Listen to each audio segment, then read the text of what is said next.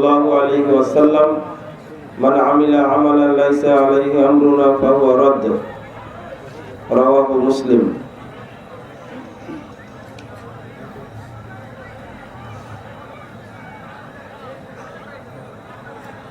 দিনাজপুরের ঐতিহ্যবাহী এলাকা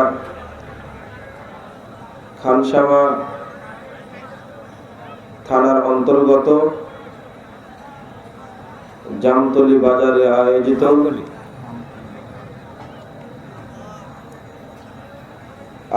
বাজারে আয়োজিত ইসলামিক সম্মেলনের সম্মানিত সভাপতি,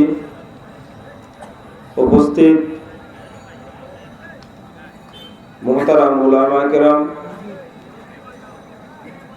অতিথিবৃন্দ, সুধী মণ্ডলী,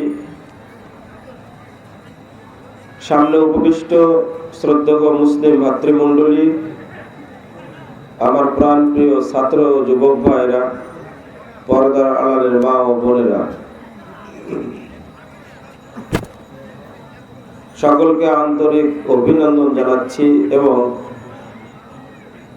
আল্লাহর কাছে দোয়া করছি যারা আজকের প্রোগ্রামের আয়োজন করেছেন, সময়, শ্রম, অর্থ, বুদ্ধি ও মেধা দ্বারা সার্বিক সহযোগিতা করেছেন, বিশেষ করে যারা বিভিন্ন প্রান্ত থেকে এসে আজকের ইসলামিক সম্মেলনকে প্রাণবন্ত করেছেন, আল্লাহ রাব্বুল আলামিন সকলকে উত্তম প্রতিদান দান করুন, আমিন।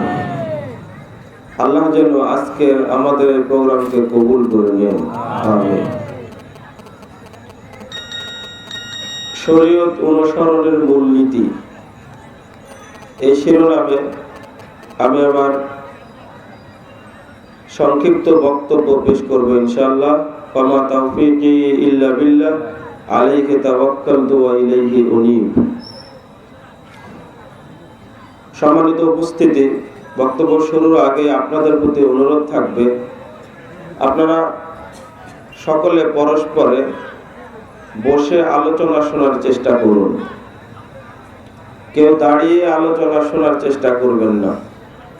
আমার আলোচনার শেষেই ইনশাআল্লাহ বাংলাদেশের অন্যতম বাগ্মী, আপনাদের প্রিয়জন শেখ আমানুল্লাহ বিন ইসমাইল আল মাদানী হাফিজাহুল্লাহ তাআলা, তিনি আপনাদের মাঝে চলে আসবেন ইনশাআল্লাহ। আপনারা যে বিষয়টি আমাকে বলতে বলেছেন, বিষয়টি অত্যন্ত গুরুত্বপূর্ণ। যদি আপনারা মনোযোগ দিয়ে শুনতে পারেন, ইনশাআল্লাহ আপনাদের জীবনে উপকার দিবে ইনশাআল্লাহ। কেউ উঠা বসা করবেন না, চুপচাপ আমার দিকে তাকিয়ে থেকে আলোচনা শোনার চেষ্টা করবেন। এটা কোনো গতানুগতিক জালসা বা সম্মেলন মনে করবেন না। গতবার হয়েছে, এবারও হচ্ছে, আগামীতেও হবে। হুজুরেরা বলেই থাকে, বক্তারা বিভিন্ন কথা বলেই থাকে, এক কান দিয়ে শোনেন আর এক কান দিয়ে বের করেন। এই ধরনের অভ্যাস আজকে পরিত্যাজ্য। এই অভ্যাস আজকে বাদ দিতে হবে। বক্তব্য যা শুনবেন তা পুরোপুরি মানার চেষ্টা করবেন, বলুন ইনশাআল্লাহ। যদি না করেন তাহলে কাল কিয়ামতের মাঠে আপনাদের বিরুদ্ধে আমি নালিশ করবো ইনশাআল্লাহ। হক পৌঁছিয়ে দিয়েছি, হক আপনারা মানেননি। আজকের আলোচনার বিষয়টা তেমনই। তবে যারা পিস টিভিতে এই আলোচনাটা শুনেছেন, আশা করি তাদের কাছে আলোচনাটা আজকে খুব হালকা হবে ইনশাআল্লাহ। শরীয়ত অনুসরণের মূলনীতি। আমরা শরীয়ত অনুসরণ করতে প্রত্যেকেই চাই, কিন্তু এর পদ্ধতিটা বুঝি না। কিভাবে আমাকে মানতে হবে এই পদ্ধতিটা আমাদের জানা নেই। এজন্য 2011 সালে যখন doctor Zakir Naik, peace TV বাংলার প্রতিষ্ঠাতা, তার দাওয়াতে দুবাই গিয়েছিলাম। আমি আমার আলোচনার প্রথম পর্বে জয়ীফ হাদিসের কুপ্রভাব আলোচনা করেছিলাম। দ্বিতীয় পর্বে আলোচনা করেছিলাম শরীয়ত অনুসরণের মূলনীতি। অনেকগুলো বিষয় আলোচনা করেছিলাম। মনে হয় এই বিষয়টিকে খুব গুরুত্ব দেওয়ার কারণে মাঝে মাঝে এটা রিপিট করে থাকে। আমি দেখতে পাই না, তবে শুনেছি মানুষের কাছে। আমি এখানে 6টি মূলনীতি বলবো। 1 নম্বরটি,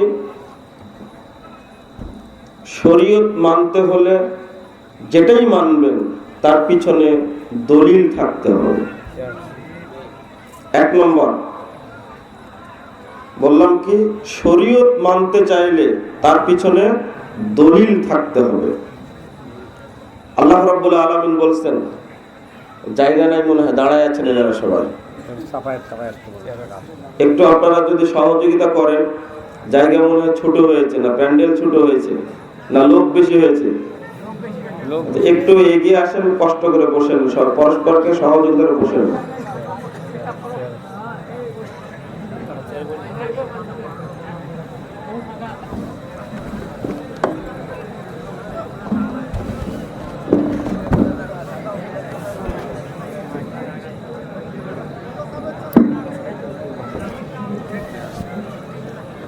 আল্লাহ রাব্বুল আলামিন বলছেন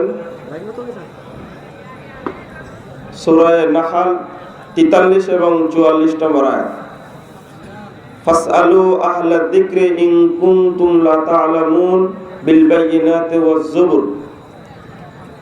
তোমরা যদি না জানো, যারা আহলে জিকির তাদেরকে জিজ্ঞেস করো, বিল বায়িনাত দলিল সহ, ওয়াজ যুবুর দলিলটা যেন স্পষ্ট হয়। আল্লাহ রাব্বুল আলামিন প্রথম কথাটি বলছেন বিল বায়িনাত, দলিল সহ জিজ্ঞেস করো। এখানে 3টি বিষয় আলোচিত হয়েছে। প্রথম বিষয়টি হলো, জিজ্ঞেস করতে হবে আহলে জিকির যিনি, তাকে। যে কোনো মানুষের কাছে জিজ্ঞেস করা যাবে না। আহলে জিকির কাকে বলে? সূরা হিজর 9 নম্বর আয়াতে আল্লাহ রাব্বুল আলামিন বলছেন, ইন্না নাহনু নাযালনা যিকরা ওয়া ইন্না লাহু লাহাফিজুন। নিশ্চয় আমরা জিকির নাজিল করেছি, ওয়া ইন্না লাহু লাহাফিজুন, আর এই জিকিরকে আমরাই হেফাজত করব। কে বলছেন? আল্লাহ। এখানে অনুবাদ আমরা করলাম কেন? আল্লাহ রাব্বুল আলামিন বহু জায়গাতে আমরা শব্দ ব্যবহার করেছেন, এটা তার উচ্চ সম্মানের জন্য। আল্লাহ বলছেন ইন্না নাহনু নাযালনা যিকরা, জিকির আমি নাজিল করেছি। আল্লাহ বলছেন এই জিকির যেটা আল্লাহর পক্ষ থেকে এসেছে, এই জিকির অর্থাৎ কোরআন এবং সহিহ হাদিস অনুযায়ী যিনি কথা বলেন তার কাছে যেতে হবে। আপনাকে জেনে নিতে হবে, আপনার অসুখ চোখে হয়েছে, আপনি কখনো সার্জারি ডাক্তারের কাছে যাবেন না। যাবেন? নাক বা কানে বা গলায় অসুখ হয়েছে, আপনি কি চোখের ডাক্তারের কাছে যাবেন না? আপনি কাপড় কিনতে গেছেন বাজারে, নিঃসন্দেহে আপনি মুদির দোকানে যাবেন না। যাবেন? কথা কি বোঝা যাচ্ছে? আল্লাহ রাব্বুল আলামিন বলছেন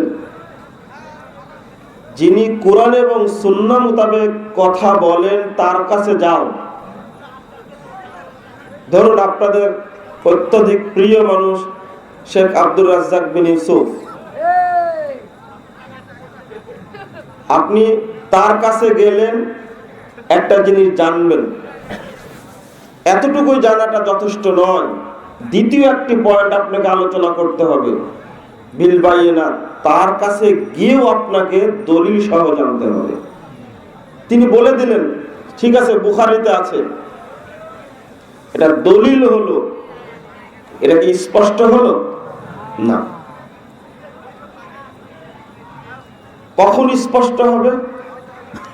সহিহ বুখারী এত নম্বর খণ্ডের এত পৃষ্ঠায়, হাদিস সংখ্যা এত, অধ্যায় এত, অনুচ্ছেদ এত। এবার স্পষ্ট হলো, যদি এই থিওরি অবলম্বন করা হতো সমাজে, তাহলে যে সমস্ত আলেম শরীয়তের নামে ব্যবসা করে সমাজে, তাদের ব্যবসাটা বন্ধ হয়ে যেত। আল্লাহ রাব্বুল আলামিনের এই নীতিটাই আমরা মানতে পারিনি। অনেকে আলোচনা করছে, দলিল তো দূরের কথা, জাল দলিলও নয় তার পক্ষে।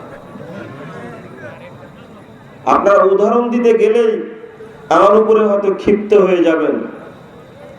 বিনা দলিলে কোনো কথা মানলেই আপনার সমস্যা আছে।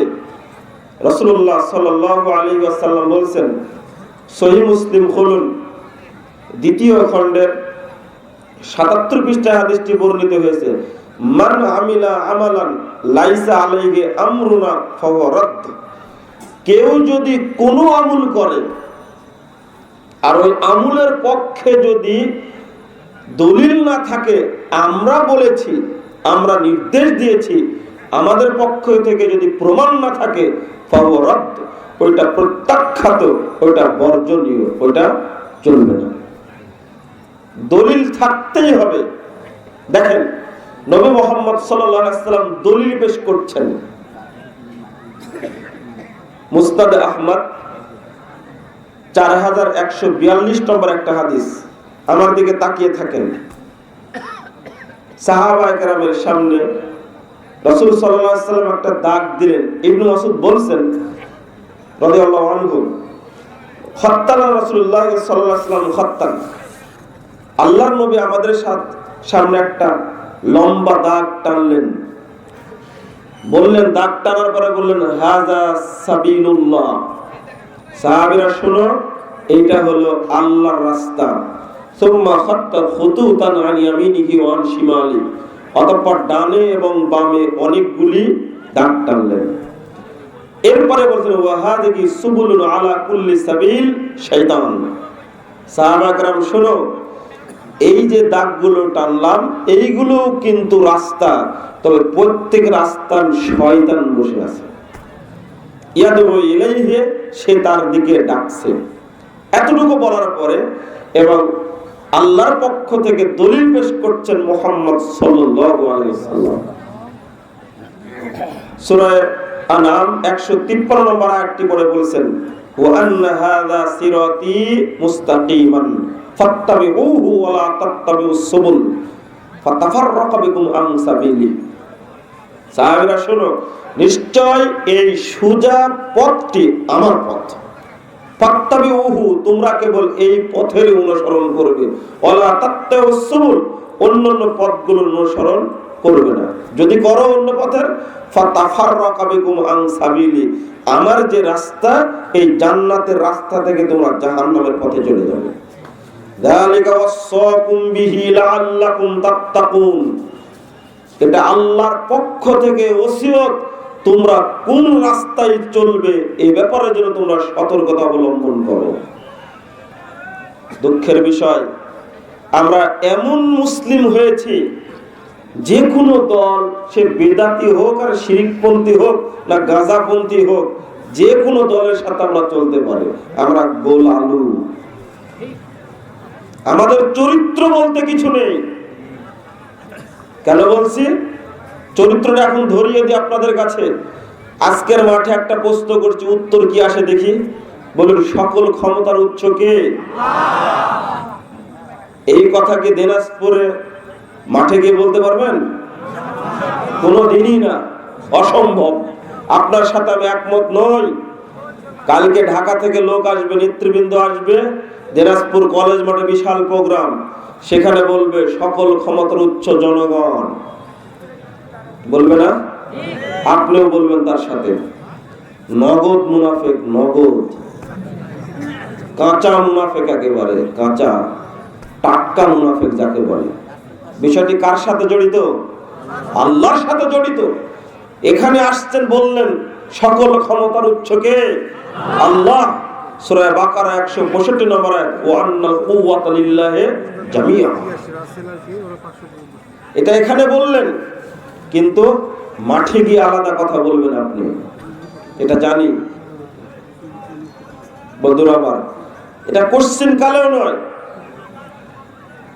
আল্লাহ রাব্বুল আলামিন বলেন যালিকা ওয়াসাকুম বিহি লাআল্লাকুম তাত্তাকুন। আল্লাহর পক্ষ থেকে তিনি ওসিয়ত করছেন, এটা নসিহত নয়।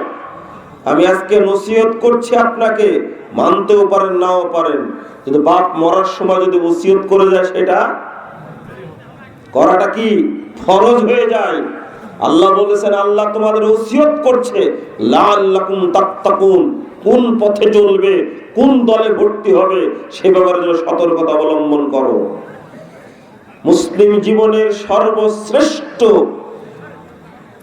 প্রতিদান, সর্বশ্রেষ্ঠ দায়িত্ব হলো সিরাতে মুস্তাকিমকে খুঁজে বের করা।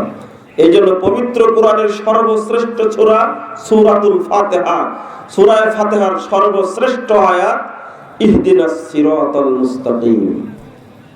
হে আল্লাহ, আপনি আমাদেরকে সরল সোজা পথ প্রদর্শন করুন। সূরা ফাতিহায় সালাতে আপনি পড়েন না, আপনি কি সিরাতে মুস্তাকিম পাবেন? এটাই তো আমাদের দেশের রোগ। এখানে রাসূল সাল্লাল্লাহু আলাইহি সাল্লাম বুঝিয়ে দিলেন স্পষ্ট।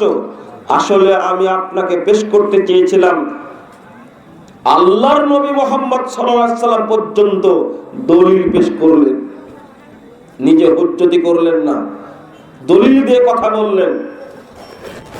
যদি কোনো ব্যক্তি দলিল সহ কথা না বলে তার পরিণাম যে ভয়াবহ, রাসূলুল্লাহ সাল্লাল্লাহু আলাইহি ওয়াসাল্লামকে লক্ষ্য করে আল্লাহ বলেন সূরা হাক্কা 44, 45, 46 নম্বর আয়াত খুলুন। ওয়ালাউ তাকাওয়ালা আলাইনা বাদাল আকাবিল লা আখাযনা মিনহু বিল ইয়ামিন সুম্মা লাকাতানা মিনহুল ওয়াতিন। হে বিশ্ববাসী শুনে রাখো, যদি এই মুহাম্মদ তার পক্ষ থেকে কোনো কথা উচ্চারণ করে তাহলে আমি তার ডান হাতটি ধরে ফেলবো, সুম্মা লাকাতানা মিনহুল ওয়াতিন, অতঃপর আমি তার দেহ থেকে গলাটি কেটে বিচ্ছিন্ন করে দেব। কে বললেন? কাকে বললেন? আল্লাহ বললেন পৃথিবীর ইতিহাসের শ্রেষ্ঠ মানুষ সাইয়্যিদুল মুরসালিন মুহাম্মদ সাল্লাল্লাহু আলাইহি সাল্লামকে ভয় দেখাচ্ছেন। আমি তো পরোয়াই করছি না, হুজুরের দাপটের শেষ নাই। হাদিসে না থাকলে কি এমনি বলছি? এক কথায় মেম্বার সাহেব কাত হয়ে গেছে, তাই তো 55 বছর যাবত ইমামতি করছে, দলিল না থাকলে কি এমনি বলছে? শেষ। জনাব চেয়ারম্যান সাহেব, আপনাকে মনে রাখতে হবে কথা, এদেশের অধিকাংশ হুজুর মিথ্যা কথায় বক্তব্য দিয়ে থাকে। আপনি খুঁজতে গেলে পেয়ে যাবেন। আমি আপনাকে বলি আজকে, আপনারা জমি কটে নিয়ে যে ব্যবসা করছেন সমাজে, কোন হুজুর ফতোয়া দিল তার দলিল কোথায় রয়েছে? জমি কটে নেওয়া বুঝতে পারেননি? লিজ নেওয়াটা জায়েজ।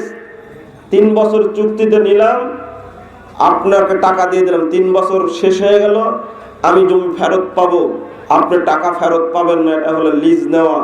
সহিহ বুখারীর হাদিস 2347 নম্বর হাদিসটা খুলুন। এটা জায়েজ, এটা আগে ছিল, এখন চালু হয়েছে কি টাকা দিয়ে নেওয়া। যতদিন টাকা ফেরত না দিতে পারবো ততদিন আমার জমিন আপনি খেতে থাকবেন, এটা টাটকা হারাম। পৃথিবীর কোনো হুজুর এটাকে জায়েজ করতে পারবে না।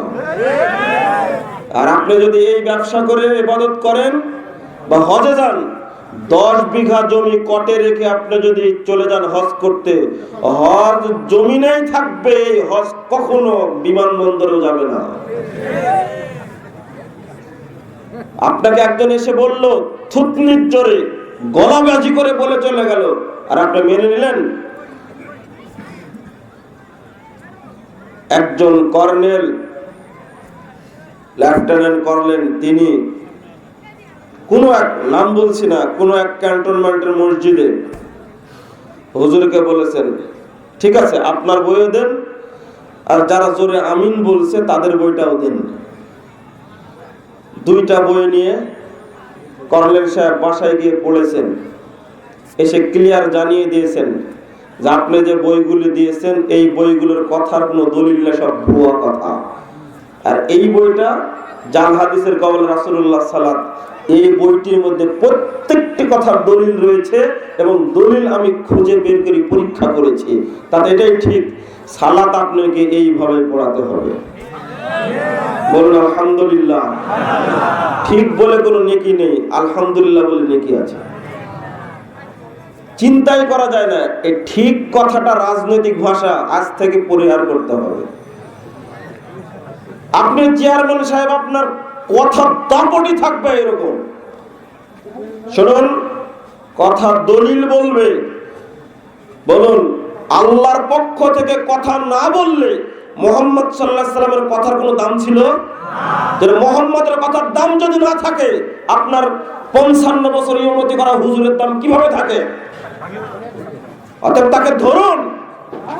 খুলনার আব্দুর রব সাহেব বলতেন, হুজুর ফতোয়া দিলকে বেঁধে রেখে আমাকে খবর দিবেন। কথা বললো আর মেনে নিলেন আপনি, যে না, কাল কিয়ামতের মাঠে আপনারও বিচার হবে। বিচার হবে আপনার। আপনার জ্ঞান ছিল, আপনি জিজ্ঞেস করেননি কেন? আর আপনি বলবেন আমার কাছে এখন যে না, আমরা তো জেনারেল শিক্ষিত মানুষ, এগুলো কিছু বুঝি না, হুজুর যা বলে তাই মেনে থাকি। এটা আপনার ফাঁকিবাজি কথা, এটা আপনার ধর্মকে ফাঁকি দেওয়ার কৌশল মাত্র। আপনি টিচার মানুষ, আপনি ব্যবসা করতেও জানেন, হোমিও ডাক্তারেও জানেন, আপনি অঙ্কও জানেন, বীজগণিত জানেন, আপনি গোটা সংসার চালাচ্ছেন, সবই জানেন আপনি। আর আপনি শুধু বলছেন যে আমি ধর্মের ক্ষেত্রে বলছেন আমি কিছু জানি না। এটা আপনার প্রতারণা, এটা আপনার ধোঁকাবাজি। ইচ্ছা করলে আপনি হুজুরকে সাইজ করতে পারেন, কিন্তু আপনি করবেন না। এখানে একটা উদাহরণ দিই। রমাদান মাসে গোটা দেশে চলছে, দলিল যে খুঁজতে হবে তার প্রমাণ। রমাদান মাসে যখনই 4 রাকাত সালাত পড়া হয়ে যায়, তখনই দোয়া পড়ে, সুবহানাজিল মুলকি ওয়াল মালাকুতি ওয়াল হাইবাতি ওয়াল কুদরাত। দোয়া পড়ে না? গোটা দেশেই পড়া হচ্ছে। কিয়ামত পর্যন্ত চ্যালেঞ্জ করলাম, এর পক্ষে কোনো দলিল পাওয়া আজও যায়নি। চলছে, বের করুন দলিল। দলিল পাওয়ার আগে যদি এটা বলেন আপনি, তাহলে পাপ হবে, নেকি হওয়া তো দূরের কথা। 2 নম্বর চলছে, আল্লাহুম্মা সুমতু লাকা ওয়া তাওয়াক্কালতু আলা রিজকিকা ওয়া আফতারতু বিরহমাতিকা ইয়া আরহামার রাহিমিন। গোটা দেশের মানুষ বলছে, এমপিও বলছে, মন্ত্রী বলছে। তার পক্ষে একটা সহিহ হাদিস খাড়া করুন। সহিহ হাদিস তো দূরের কথা, জাল হাদিসও না এর পক্ষে। চলছে, এমনি চলছে। আবু দাউদের 361 পৃষ্ঠায় যে হাদিসটি বর্ণিত হয়েছে, আল্লাহু লাকা সুমতু আলা রিজকিকা আফতারতু, হাদিস জয়ীফ। আর ওই হাদিসটা যেটা পেপারেও আসে, পত্রিকাও আসে, রেডিওতে বলে, চ্যানেলগুলোতে বলে, ক্যালেন্ডারে গোটা দেশে প্রচার করা হয়, গোটা দেশে প্রচার করা হচ্ছে, অথচ এর পক্ষে না জাল দলিল নয়। চিটাগাং গিয়ে বলেছিলাম আলেমদের সামনে, যে আল্লাহর কসম করে বলছে এর পক্ষে কোনো দলিল পাওয়া যায় না, দলিলটা আপনি পেশ করুন। তবে একটা কথা উদাহরণ দিয়ে দিই, সেটা হলো বিশ্ববিখ্যাত আলেম হানাফি পণ্ডিত আল্লামা মুল্লা আলী কারি রাহিমাহুল্লাহ, তার জগৎ বিখ্যাত গ্রন্থ মিশকাতের ভাষ্য মিরকাতুল মাফাতি, এই গ্রন্থের 2য় খণ্ডের 31 পৃষ্ঠায় তিনি বলছেন, ইশতাহারা আলা আলসিনাতিন নাস ওয়ালাকিন লাইসা লাহু আসল। মানুষের মুখে মুখে দোয়াটি খুবই প্রসিদ্ধ, কিন্তু এর পক্ষে কোনো দলিল নেই, ভিত্তিহীন কথা। উনি আজ থেকে 400 বছর পূর্বে, 500 বছর পূর্বে বলে গেছেন, ইরাকের মানুষ মিরকাতুল মাফাতি এমন কোন মাদ্রাসা নাই, সেই মাদ্রাসায় এই মিরাতুল পাওয়া যাবে না। অধিকাংশ মাদ্রাসায় আছে, কিন্তু দলিল নেই। আপনাকে বলছি আজকে, আপনারা অনুগ্রহপূর্বক যে কোনো কথা জানার জন্য আগে দলিল খোঁজ করুন। দলিল না পেলে এটা মানা যাবে না। অনেকদিন আগেই বলেছি, সাদাকাল্লাহুল আযীম সমাজে চলছে, কোনো দলিল নেই। আগে যেটা বললাম, ইফতারির দোয়ার শুরুতে সাধারণ দোয়া হিসাবে শুধু বিসমিল্লাহ বলবেন, ইফতার শেষে মাঝামাঝিতে বলবেন যাহাবা জামাউ ওয়াবতালাকাল উরুকু সাবাতাল আজরু ইনশাআল্লাহ। এই হাদিস সহিহ বলা যাবে। অনুরূপভাবে কোরআন তেলাওয়াতের শেষে গোটা দেশেই বলা হচ্ছে সাদাকাল্লাহুল আযীম। দলিল খুঁজতে থাকলে পবিত্র কোরআনের শেষে কখনো এই সমস্ত বানোয়াট দোয়াগুলো যোগ করা হতো না। কোরআনের পিছে যেমন যোগ করা হয়েছে, সামনেও কোরআনটা যেন পীর ফকিরদের নিজস্ব তৈরি করা গ্রন্থ হয়ে গেছে। ছোট ছোট নকশাওয়ালা তাবিজ দিয়ে রাখছে। মানুষকে মুশরিক বানানো হচ্ছে সুকৌশলে, এটা কেউ জানে না। আমরা যখন বলি তখন আপনাদের কাছে নতুন মনে হয়। সাদাকাল্লাহুল আযীম চলবে না। খুলুন ইমাম নাসাইর গ্রন্থ আল ইয়াউমুল আমালুল ইয়াউমি ওয়াল লাইলা, এই গ্রন্থের 308 নম্বর হাদিসটা খুলুন। মা আয়েশা বলছেন নবী মুহাম্মদ সাল্লাল্লাহু আলাইহি সাল্লাম যখনই কোরআন তেলাওয়াত শেষ করতেন তখনই বলতেন সুবহানাকা ওয়া বিহামদিকা আশহাদু আল্লা ইলাহা ইল্লা আনতা আস্তাগফিরুকা ওয়া আতুবু ইলাইকা। এবার বলুন, যার পক্ষে দলিল নাই সেটা মানবেন না যার পক্ষে দলিল আছে সেটা মানবেন? গোটা দেশে প্রচার করা হচ্ছে ঈদ মুবারক, দলিল নেই। খুলুন ফতুল বারী দ্বিতীয় খণ্ডের 567 পৃষ্ঠা খুলুন, বাবু সুন্নাতিল ইদাইন। এই অধ্যায় অনুচ্ছেদের মধ্যে একটা হাদিস উল্লেখ করেছেন, সাহাবা একরাম পরস্পরে বলছেন তাকাব্বালাল্লাহু মিন্না ওয়া মিনকা। এটা আপনাকে বলে মানুষকে সংবর্ধনা দিতে হবে, সম্ভাষণ জানাতে হবে। কত সুন্দর একটা দোয়া, তাকাব্বালাল্লাহু মিন্না ওয়া মিনকুম বা মিনকা। আল্লাহ আমার পক্ষ থেকে তোমার পক্ষ থেকে দিনটাকে কবুল করুন। মানুষ পছন্দ করে না হাদিস কোরআন, উল্টা পছন্দ করেছে। তাহলে দলিল নেই, এই ধরনের অসংখ্য বিষয় রয়েছে। উদাহরণ দিতে গেলে আরো উদাহরণ সামনে আসে। ওযুর প্রত্যেকটি অঙ্গ ধোয়ার সময় দোয়া পড়তে হবে। আশরাফ আলী থানভী রাহিমাহুল্লাহ পূর্ণাঙ্গ নামাজ শিক্ষা বইয়ের মধ্যে 41, 42, 43 পৃষ্ঠায় লিখে রেখেছেন। প্রত্যেকটি অঙ্গ ধোয়ার পক্ষে দলিল থাকলে সেটা সহিহ হাদিস দ্বারা প্রমাণিত হতে হবে, কিন্তু নেই। আর একটা দোয়া তৈরি করেছে, শুধু পড়তে হবে ওযুর সময় বিসমিল্লাহ। কি বলবেন? বিসমিল্লাহ। এটাই হাদিস। অথচ তার পক্ষে তিনি যে দোয়াটি উল্লেখ করেছেন, বিসমিল্লাহির রহমানির রহিম, আল ইসলামু হাক্কুন ওয়াল কুফরু বাতিলুন আল ঈমান নূরুন ওয়াল কুফরু যুলমাতুন, কোথায় পাওয়া গেল এই দোয়া? উনি যে লিখলেন পূর্ণাঙ্গ নামাজ বইয়ের মধ্যে, এর পক্ষে কোনো দলিল নেই। প্রত্যেক সালাতের প্রত্যেকবার নিয়াত পড়তে হবে, এই দলিল রাসূল থেকে পাওয়া গেলে পড়া লাগবে, নইলে পড়া যাবে না, পাপ হবে পড়লে। দলিল নেই। অনুরূপভাবে জায়নামাজে দাঁড়িয়েই দোয়া পড়তে হবে, ইন্নী ওয়াজ্জাহাতু ওয়াজহিয়া লিল্লাযী ফাতারাস সামাওয়াতি ওয়াল আরদ। কিয়ামত পর্যন্ত এই দলিল খুঁজে পাওয়া যাবে না। অথচ উল্লেখ করা হয়েছে, মানুষকে শোনানো হচ্ছে, আপনারাও করছেন। তাশাহুদে বসার পরে টুপ করে আঙ্গুলটা উঠিয়ে রেখে দিচ্ছেন। এটা চালু আছে না? খুব চালু আছে, খুব চালু আছে। বরং যখন বলা হচ্ছে তাকে, তার দাপটে টিকা যাচ্ছে না। আপনার দাপট আজকে আছে। ইমাম সাহেব আপনাকে বলে দিচ্ছে, আজকে যদি আমার কথা আপনার কানে যায়, কাল কিয়ামতের মাঠে এই কথায় সাক্ষী হয়ে দাঁড়াবে। আপনি বিনা দলিলে কোনো কথা বলে হুজ্জতি করবেন না। আল্লাহ রাব্বুল আলামিন সবকিছু শুনছেন। 890 নম্বর হাদিসটা খুলুন, 90 নম্বর হাদিসটা খুলুন, আবু দাউদ। আল্লাহর নবী ইশারা করতেন, মাঝে ইস্তেমরারি ব্যবহার হয়েছে। 1336 এবং 1338 নম্বর হাদিসটা খুলুন, সহিহ মুসলিমে।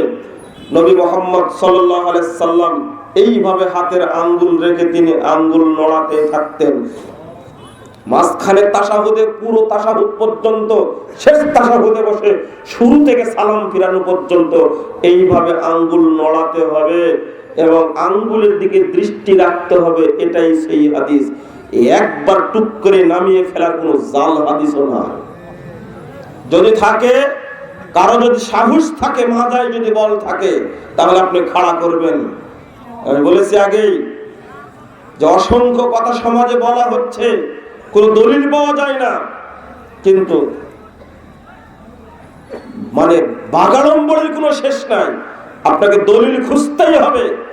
অসংখ্য এরকম বিষয় রয়েছে। আর একটা কথা বলেনি, একটা জাজন্য মিথ্যা কথা চালু আছে, কিয়ামত পর্যন্ত চ্যালেঞ্জ করে দিলাম, ইনশাআল্লাহ এই দলিল কোথাও পাওয়া যাবে না, আর পাওয়ার প্রশ্ন আসে না। সালাতে রফুল আদাইন করতে হবে না মর্মে একটা মিথ্যা কথা চালু আছে। সেটা হলো সাহাবীদের যুগে, রাসূল সাল্লাল্লাহু আলাইহি সাল্লামের যুগে সাহাবীরা গোপনে বগলে পুতুল রাখতেন, যার কারণে রফুল আদাইন করতে বলেছিলেন। আজকে যেহেতু আমরা পুতুল রাখি না, সুতরাং রফুল আদাইন করতে হবে না। এত বড় দুঃখের বিষয়। প্রথম কথা হলো, এই কথা যেহেতু রাসূলের নামে সাহাবীরা বর্ণনা করা হয়েছে, দলিল থাকতে হবে। বিনা দলিলে বললে আল্লাহর নবীর উপরে, সাহাবীদের উপরে মিথ্যা অপবাদ দেওয়া হবে। আপনাকে দলিল বের করতে হবে, বিনা দলিলে কথা বলতে পারবেন না। দলিল পাওয়া যাবে না, এটাই স্বাভাবিক। সাহাবায়ে কেরাম এত বড় মুনাফিক ছিলেন না, নাউযুবিল্লাহ। গোপনে পুতুল রাখবে, যেখানে তারাই শিরককে প্রথম ধ্বংস করেছে পৃথিবী থেকে। কিভাবে সাহাবীদের উপরে মিথ্যা অপবাদ দেওয়া যায় না, এরকম আরো অসংখ্য কথা চালু আছে। তার মধ্যে একটা কথা, এই দিনাজপুর এলাকায় সবচেয়ে বেশি বাগাড়ম্বরী চলে ফরজ সালাতের পরে দলবদ্ধ বেদাতি মুনাজাত। আজকে থেকে এটা আমলটাকে বেদাত বলা হচ্ছে না, কিন্তু এক শ্রেণীর ভাই, এক শ্রেণীর আলেম, এক শ্রেণীর খতিব, এক শ্রেণীর বক্তা এর পক্ষে এতই যে দালালি করছেন তার হিসাব করা যাবে না। এটাও জানতে হবে আপনাকে। শুধু এই একটা বেদাতের কারণে দিনাজপুর অঞ্চলের মানুষকে হকটা বোঝানো যাচ্ছে না, হকটা পেশ করাও যাচ্ছে না। হক কথা বলতে আসলে প্রোগ্রাম বন্ধ করে দেওয়া হচ্ছে। আমি খানসামা ভাইদের উপরে কৃতজ্ঞতা প্রকাশ করছি, সমস্ত বাধাকে উপেক্ষা করে কুরআন এবং সহিহ হাদিস সংক্রান্ত দুটি কথা বলার সুযোগ করে দিয়েছেন আল্লাহর খাস রহমতে। আল্লাহ যেন তাদেরকে প্রতিদান দান করেন, আমিন।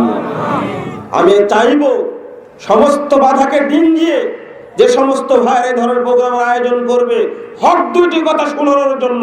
মনে রাখবেন, যদি আজকে কোনো ব্যক্তির অবদান থাকে, একজন চেয়ারম্যান বা একজন মেম্বারের, একটা হাদিস শুনিয়ে দিই, সেটা 3701 নম্বর হাদিস, সহিহ বুখারী। আপনার নেকির কথাটা বলে দিই, এখানে এসে যত মানুষ সংশোধন হয়ে যাবে, প্রত্যেকের পক্ষ থেকে যে নেকিটা আপনি পাবেন। আলী রাদিয়াল্লাহু আনহু বলছিলেন, আলী শুনো, আল্লাহু লা ইয়াহদি আল্লাহু বিকা রাজুলান ওয়াহিদান খায়রুল লাকা মিন হুমুর নাম। আলী, তুমি ইয়ামান যাচ্ছ দাওয়াত দিতে, মনে রেখো তোমার দাওয়াতে যদি একজন ব্যক্তি সংশোধন হয়, মনে রেখো সৌদি আরবের অসংখ্য উট আল্লাহ রাস্তায় দান করলে যে নেকি হবে, তোমার আমলনামায় সেই নেকি বদ্ধ করা হবে। অতএব আপনারা সহযোগিতা করুন, একজন মানুষের সংশোধন হতে পারে। আজকে টঙ্গীর মাঠে এমপি, মন্ত্রী সহ, আমলা সহ, প্রধানমন্ত্রী, বিরোধী দলের নেত্রী সবাই, প্রেসিডেন্ট পর্যন্ত উপস্থিত হয় না? শুধু একটা বেদাতের কারণে। বেদাতের নাম কি? আখিরি মুনাজাত। আখিরি মুনাজাতকে লক্ষ্য করে সেখানে শামিল হচ্ছে, অথচ যুক্তিটাও কুলাবে না, দলিলও কুলাবে না। আপনারা এটাকে বলছেন বিশ্ব ইজতেমা। মুখের দাম আছে।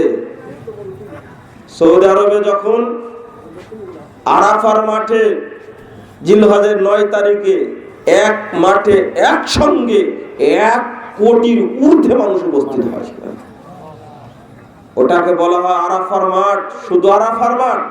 আপনি আশ্চর্য হবেন এই মাঠের ফজিলত কত। নবী মুহাম্মদ সাল্লাল্লাহু আলাইহি ওয়াসাল্লাম বলেছেন, খায়রুদ দুআয়ে দুআউ ইয়াউম আরাফা। 3585 নম্বর হাদিস খুলুন তিরমিজি। আল্লাহ রাসূল বলেছেন, পৃথিবীতে যে যেখানে যত দোয়া করে তার মধ্যে শ্রেষ্ঠ দোয়া হলো আরাফার মাঠের দোয়া। রাসূল সাল্লাল্লাহু আলাইহি ওয়াসাল্লাম বলেছেন, আল হাজ্জু ওয়াল মুতামির ওয়াল গাযী ফি সাবিলিল্লাহ। হজকারী, উমরাকারী এবং যুদ্ধের মাঠের সৈনিক, আব্দুল্লাহ এই তিন শ্রেণীর মানুষ হলেন সরাসরি আল্লাহর মেহমান। রাসূল সাল্লাল্লাহু আলাইহি ওয়াসাল্লাম বলেন আল্লাহ রাব্বুল আলামিন তাদেরকে ডাক দেন, আর আল্লাহর ডাকে আরাফার মাঠে তারা শামিল হয়ে যান। ফাসালুহু ফাআতাহুম মা সালুহু ফাআতাহুম। আল্লাহর নবী বলেন আরাফার মাঠে অবস্থান করে হাজিরা আল্লাহর কাছে যা চায় আল্লাহ তাই তাদেরকে দান করে দেন। 24-29 নম্বর হাদিসটা খুলুন, ইবনে মাজাহ। নবী মুহাম্মদ সাল্লাল্লাহু আলাইহি ওয়াসাল্লাম বলেন ফেরেশতাদেরকে লক্ষ্য করে আল্লাহ রাসূল বলেন ওয়াইয়াতনুকুম, সাহাবীরা শুনো, আল্লাহ রাব্বুল আলামিন আজকে তোমাদের একেবারে নিকটবর্তী হয়ে গেছে। সুবহানাল্লাহ। ওয়া ইউবাহুল মালায়েকা, আল্লাহ রাব্বুল আলামিন ফেরেশতাদের সামনে গর্ব প্রকাশ করেন। সাহাবীরা ফেরেশতারা দেখো তো এই সমস্ত ব্যক্তিরা আমার কাছে কি চাচ্ছে, যা চায় আমি তাই তাদেরকে দান করে দেব। রাসূল সাল্লাল্লাহু আলাইহি ওয়াসাল্লামের আরেকটা হাদিস না বললে হবে না। এই আরাফার মাঠের বরকত থেকে যেন গোটা পৃথিবীর মুসলিমরা বঞ্চিত না হয়, এই জন্য আল্লাহ আরেকটি ব্যবস্থা করেছেন। 367 পৃষ্ঠা খুলুন, সহিহ মুসলিমের প্রথম খণ্ড। আল্লাহ নবী বলেন তোমরা সিয়াম রাখবে, আহতাসিবাল্লাহ সিয়ামু ইয়াউমি আরাফা আহতাসিবাল্লাহ আইয়ুকাফফিরাস সানাতাল্লাতী ক্বাবলাহু ওয়াস সানাতাল্লাতী বাদাহু। আরাফার দিনের একটি সিয়াম সম্পর্কে আল্লাহর কাছে আমি আশা পোষণ করছি যে আরাফার দিনের একটি সিয়াম রাখলেন আল্লাহ রাব্বুল আলামিন বিগত এক বছরের আগামী অগ্রিম এক বছরের যাবতীয় পাপ আল্লাহ ক্ষমা করে দিবেন। এত বড় মাঠ, আর সবচেয়ে পরহেজগার মানুষটি জহর এবং আসর সালাত আদায় করেন একসঙ্গে 2 রাকাত জহর পড়ে সালাম ফিরিয়ে দেন, সাথে সাথে আরো 2 রাকাত আসর পড়ে সালাম ফিরিয়ে দেন। এইরকম একটা বিশাল জামাতে বিশাল উপস্থিতিতে কিয়ামত আজ থেকে নিয়ে রাসূলের যুগ থেকে নিয়ে আজ পর্যন্ত কোনো দিন এই বেদাত হয়নি। কোনটা? এই আখেরে মুনাজাত হয় না সেখানে। আর টঙ্গীর মাঠে যখন মুনাজাত হয় আর আপনি টিভির সামনে বসে থেকে দোয়া করেন, লজ্জা কি শেষ আছে? আরে প্রধানমন্ত্রী বসে দোয়া করেন, লজ্জায় মরে যায়। কেউ দলিল খোঁজার ইচ্ছা করে না, চিন্তাই করে না। বেদাত একটি করলে কালকে আমাদের মাঠে কোনো রক্ষা নেই। আমি এই আলোচনায় আপনাদের বেশি আলোচনা নিয়ে আসলাম এই জন্য, আপনারা যেন বিষয়টা স্পষ্ট করে আমল করতে পারেন যে বিনা দলিলে কোনো আমল করব না, বিনা দলিলে কোনো আমল মেনে নিব না। এখানে তর্কের কোনো কারণ নেই, দলিল দেখাও মেনে চলি। 2 নম্বর শর্ত এখানে রয়েছে, সেটা হলো দলিলটা সহি হতে হবে। মূলনীতি 2 নম্বর কি? দলিলটা সহি হতে হবে। যদি জয়ীব জাল পুকারা হয় এটা হবে না। আল্লাহ রাব্বুল আলামিন বলছেন দলিলটা যে সহি হতে হবে। সূরা হামিম সেজদা 23 এবং 24 নম্বর আয়াতটা খুলুন। আল্লাহ বলছেন লা ইয়াতিহিল বাতিলু মিন বাইনি ইয়াদাইহি ওয়ালা মিন খালফিহি তানজিলুম মিন হাকিমিন হামিদ। আল্লাহ রাব্বুল আলামিন বলছেন এই আল্লাহর পক্ষ থেকে যে কালেমা নাজিল হয়েছে এর পিছন দিক থেকে সামনের দিক থেকে কোনো বাতিল প্রবেশ করতে পারবে না। তানজিলুম মিন হাকিমিন হামিদ, এটা আল্লাহর পক্ষ থেকে মহা প্রশংসিত পরাক্রমশালী আল্লাহর পক্ষ থেকে নাজিল হয়েছে। বলুন এই শরীয়তের মধ্যে কোনো ত্রুটি আছে? দুর্বলতা আছে? ভুল আছে? আল্লাহই বলেছেন যালিকাল কিতাব লা রাইবা ফিহি, এই একটা সবারই জানা, এই কিতাবের মধ্যে কোনো সন্দেহ নেই। আল্লাহ চ্যালেঞ্জ করেছেন আগে। এবার হাদিস শুনুন। রাসূল সাল্লাল্লাহু আলাইহি ওয়াসাল্লাম একদিন বসে আছেন, খুব মনোযোগ দিয়ে শুনবেন, আমল করার চেষ্টা করবেন হাদিসটি। এই হাদিসটি বর্ণিত হয়েছে দারামির মধ্যে 443 নম্বর হাদিস। আল্লাহ নবী বসে আছেন, ওমরে ফারুক আসলেন বিনুসখাতু মিনাত তাওরাত, তাওরাতের একটা নুসখা নিয়ে এসে বলছেন হাদিহি নুসখাতু মিনাত তাওরাত, আল্লাহ নবীর তাওরাতের নুসখা। ফাজালা ইয়াকরা, এই কথা বলে ওমরে ফারুক পড়তে লাগলেন। আল্লাহর নবীর চেহারা পরিবর্তন হয়ে গেল। আবু বকর রাদিয়াল্লাহু আনহু বলছেন সাকিলাতকা সাওয়াকিলা ওমর, ওমর তুমি ধ্বংস হয়ে যাও, ধূলিসাৎ হয়ে যাও। আতারা মা বিওয়াজহি রাসূলুল্লাহ সাল্লাল্লাহু আলাইহি সাল্লাম, তুমি কি দেখতে পাচ্ছ না রাসূলের চেহারার দিক অবস্থা কি হয়েছে? ফানাযারা উমর ইলা ওয়াজহি রাসূলুল্লাহ সাল্লাল্লাহু আলাইহি সাল্লাম, ওমর ফারুক রাসূলের চেহারার দিকে তাকালেন, তাকায়ে বলছেন, রাদিনা বিল্লাহি রাব্বান ওয়া বিল ইসলামি দীনা ওয়া মুহাম্মাদিন নাবিয়্যা আউযু বিল্লাহি মিন গাযাবিল্লাহ ওয়া মিন গাযাবি রাসূলি। আমি আল্লাহর গজব থেকে, মুহাম্মাদের অসন্তুষ্টি থেকে আল্লাহর কাছে পরিত্রাণ চাচ্ছি। আল্লাহকে রব হিসাবে পেয়ে, ইসলামকে দ্বীন হিসাবে পেয়ে, মুহাম্মদকে নবী হিসাবে পেয়ে সন্তুষ্ট হয়েছি। এই কথা বলে ওমর ফারুক চুপে গেলেন। ওমর কেবল পড়তে শুরু করেছেন, আমল করেননি, তাই খেপে গেলেন। আল্লাহর নবী ঘুরচড়ে বলছেন, আল্লাযী নাফসি বিয়াদিহি মুহাম্মদ, হে সাহাবীরা শোনো, আল্লাহর কসম করে বলছি, যে সত্তার হাতে মুহাম্মাদের প্রাণ রয়েছে, তাওরাত তো দূরের কথা, তোমরা তাওরাত পড়ছো আমার কাছে, লাউ বাদালাকুম মূসা ফাত্তাবাতুমুহু ওয়া তারাকতুমুনি, আজকে যদি স্বয়ং মূসা আলাইহিস সালাম হাজির হন এখানে, অতঃপর তোমরা যদি মূসার আনুগত্য করো আর আমাকে যদি বাদ দাও, লা দালালতুম আন সাওয়াইস সাবিল, তবুও তোমরা জান্নাতের রাস্তা থেকে জাহান্নামের পথে চলে যাবে। শোনো, লাউ কানা হাইয়ান, আজকে যদি মূসা জীবিত থাকতেন, লাত্তাবানি, তিনিও আমার অনুসরণ করতেন, বাঁচার পথ ছিল না। মুসনাদে আহমদের মধ্যে আসছে 3 নম্বর খণ্ডের 666 পৃষ্ঠায় তিনি বলছেন, ওমা বুসিয়ালাহু ইল্লা ইত্তাবাই, শুনে রাখো, ওর ক্ষমতা ছিল না মুসা আলাইহিস সালামের আমার আনুগত্য ছাড়া তার কোনো গত্যন্তর ছিল না। আর আজকে তুমি আমার কাছে তাওরাত পড়ছো। এরপরে খেপে গিয়ে বলছেন, ওয়াকাদ জিতুকুম বিহা বাইদান নাকিয়া, আমি যেটা তোমাদের কাছে নিয়ে এসেছি, বাইজা একেবারে দীপ্তিমান, দীপ্তিমান উজ্জ্বল একেবারে বিধান, নাকিয়া একেবারে স্বচ্ছ পরিষ্কার মসৃণ বিধান নিয়ে হাজির হয়েছে, আর বিকৃত তাওরাত আমার কাছে পড়ছো। এই হাদিস প্রমাণ করে 2টি জিনিস। একটি হলো, মুহাম্মদ সাল্লাল্লাহু আলাইহি সাল্লামের উপস্থিতিতে পৃথিবীর কোন নবীর কোনো দাম না, কোন নবীর আনুগত্য চলবে না, চলবে না। নবীর প্রতি বিশ্বাস রাখি, কিন্তু তাদের সুন্নাত আমাদের জন্য জরুরি নয়।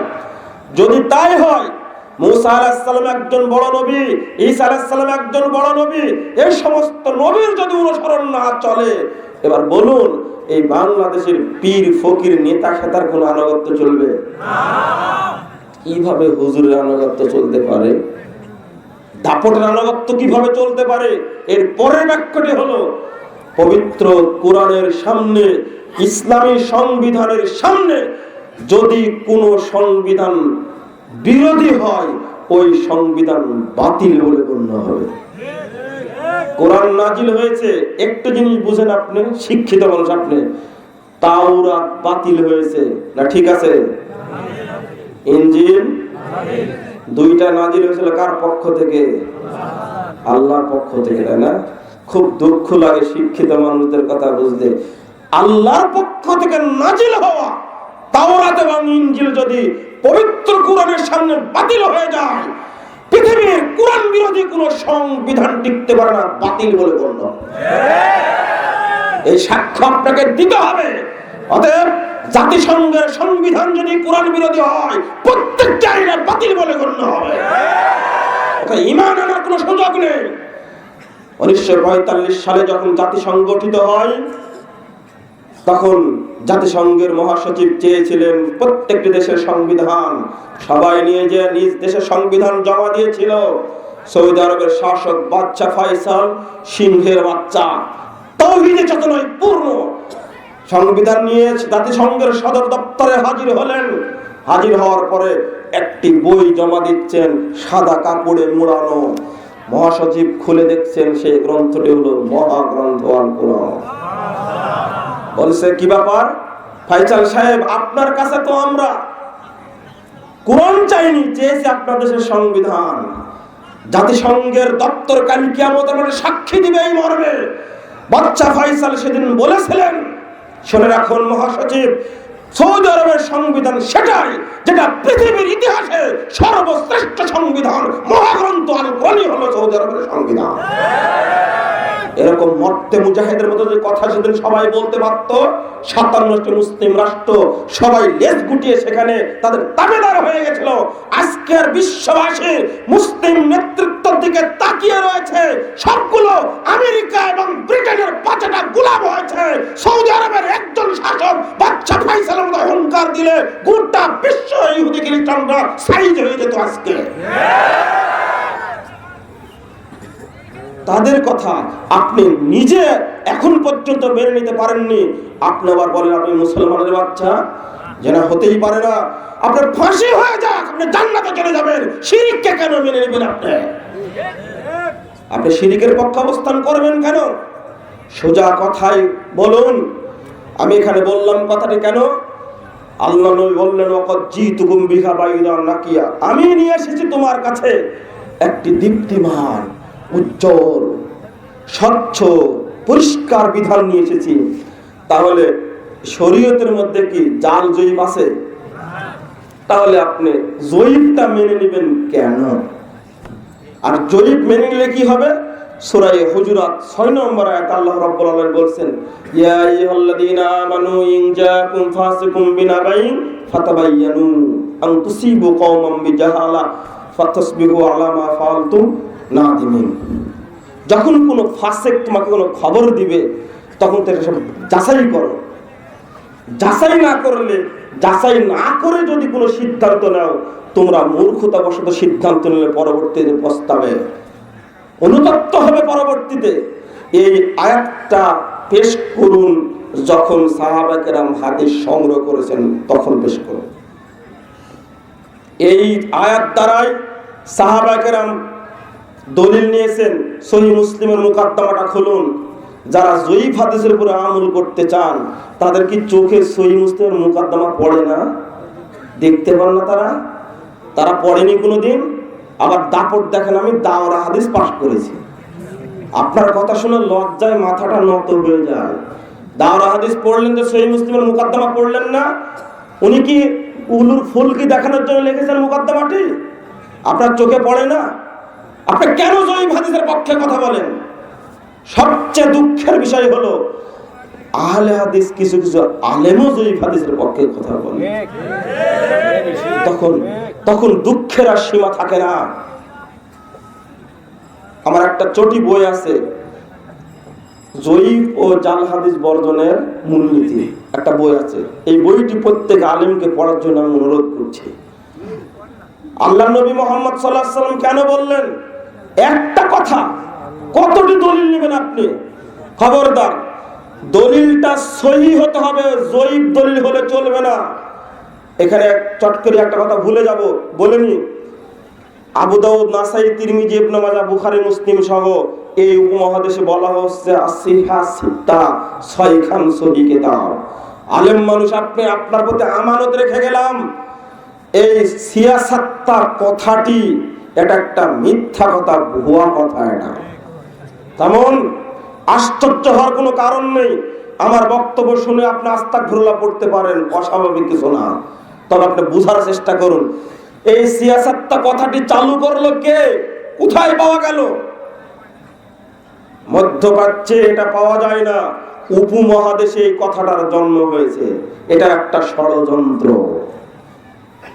মূলত দুইটা কথা চালু আছে মুহাদ্দিস উলামায়ে কাছ থেকে, একটা সহিহাইন বুখারী এবং মুসলিম, আর বাকি 4টা কিতাবকে বলা হয় সুনানু আরবা।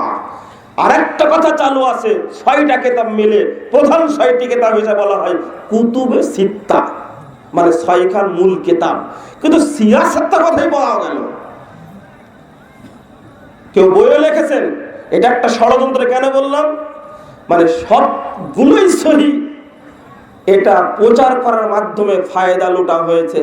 কারণ আবু দাউদের মধ্যে জয়ীফ হাদিস আছে, তিরমিজির মধ্যে জয়ীফ হাদিস আছে, আলবানী রাহিমাহুল্লাহর গণনায় এই 4টি কিতাবে 3152টি জয়ীফ হাদিস আছে।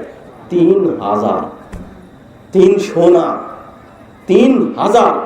আবু দাউদে আছে 1054টি, তিরমিজিতে আছে 832টি, ইবনে মাজাহ আছে 876টি, নাসাইতে আছে 390টি, 3152টি জয়ীফ এবং জাল হাদিস আছে। আপনাকে ছড়িয়ে দিল সিয়াসাত্তা বলে, আর আপনি এটা গ্রহণ করলেন। অথচ আবু দাউদ কেন? এবার শুনেন, দলিল পাওয়া গেল এই মর্মে, নাভির নিচে হাত বাঁধা যাবে। ইমাম আবু হানিফা রাহিমাহুল্লাহ বলছেন,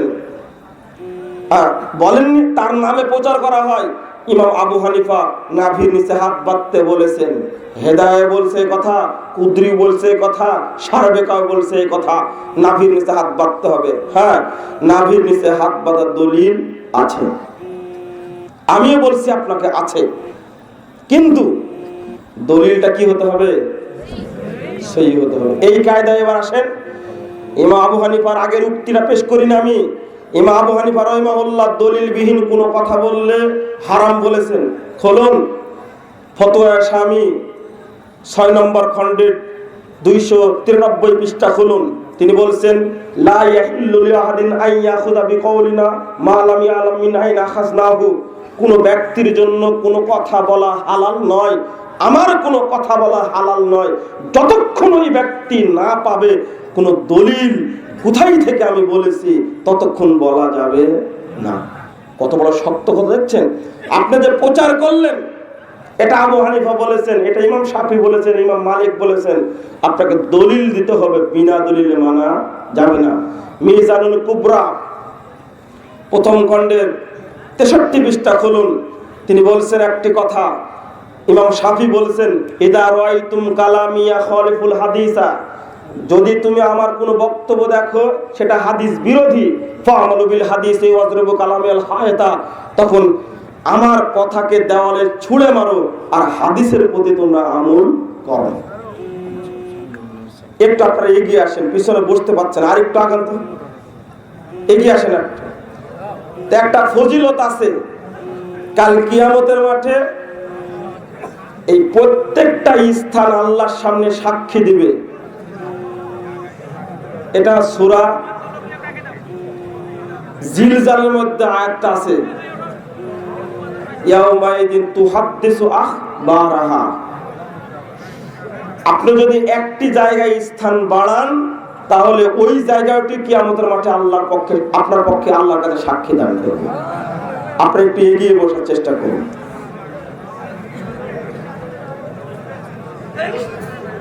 যে আর বলা হবে না, আপনারা এগিয়ে বসুন।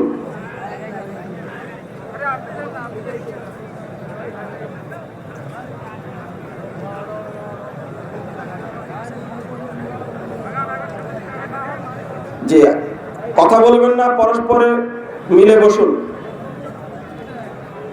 যেটা বলছিলাম, জয়ীফ এবং জাল হাদিসের প্রসঙ্গটি কি বলেছে ছেড়ে গেলাম।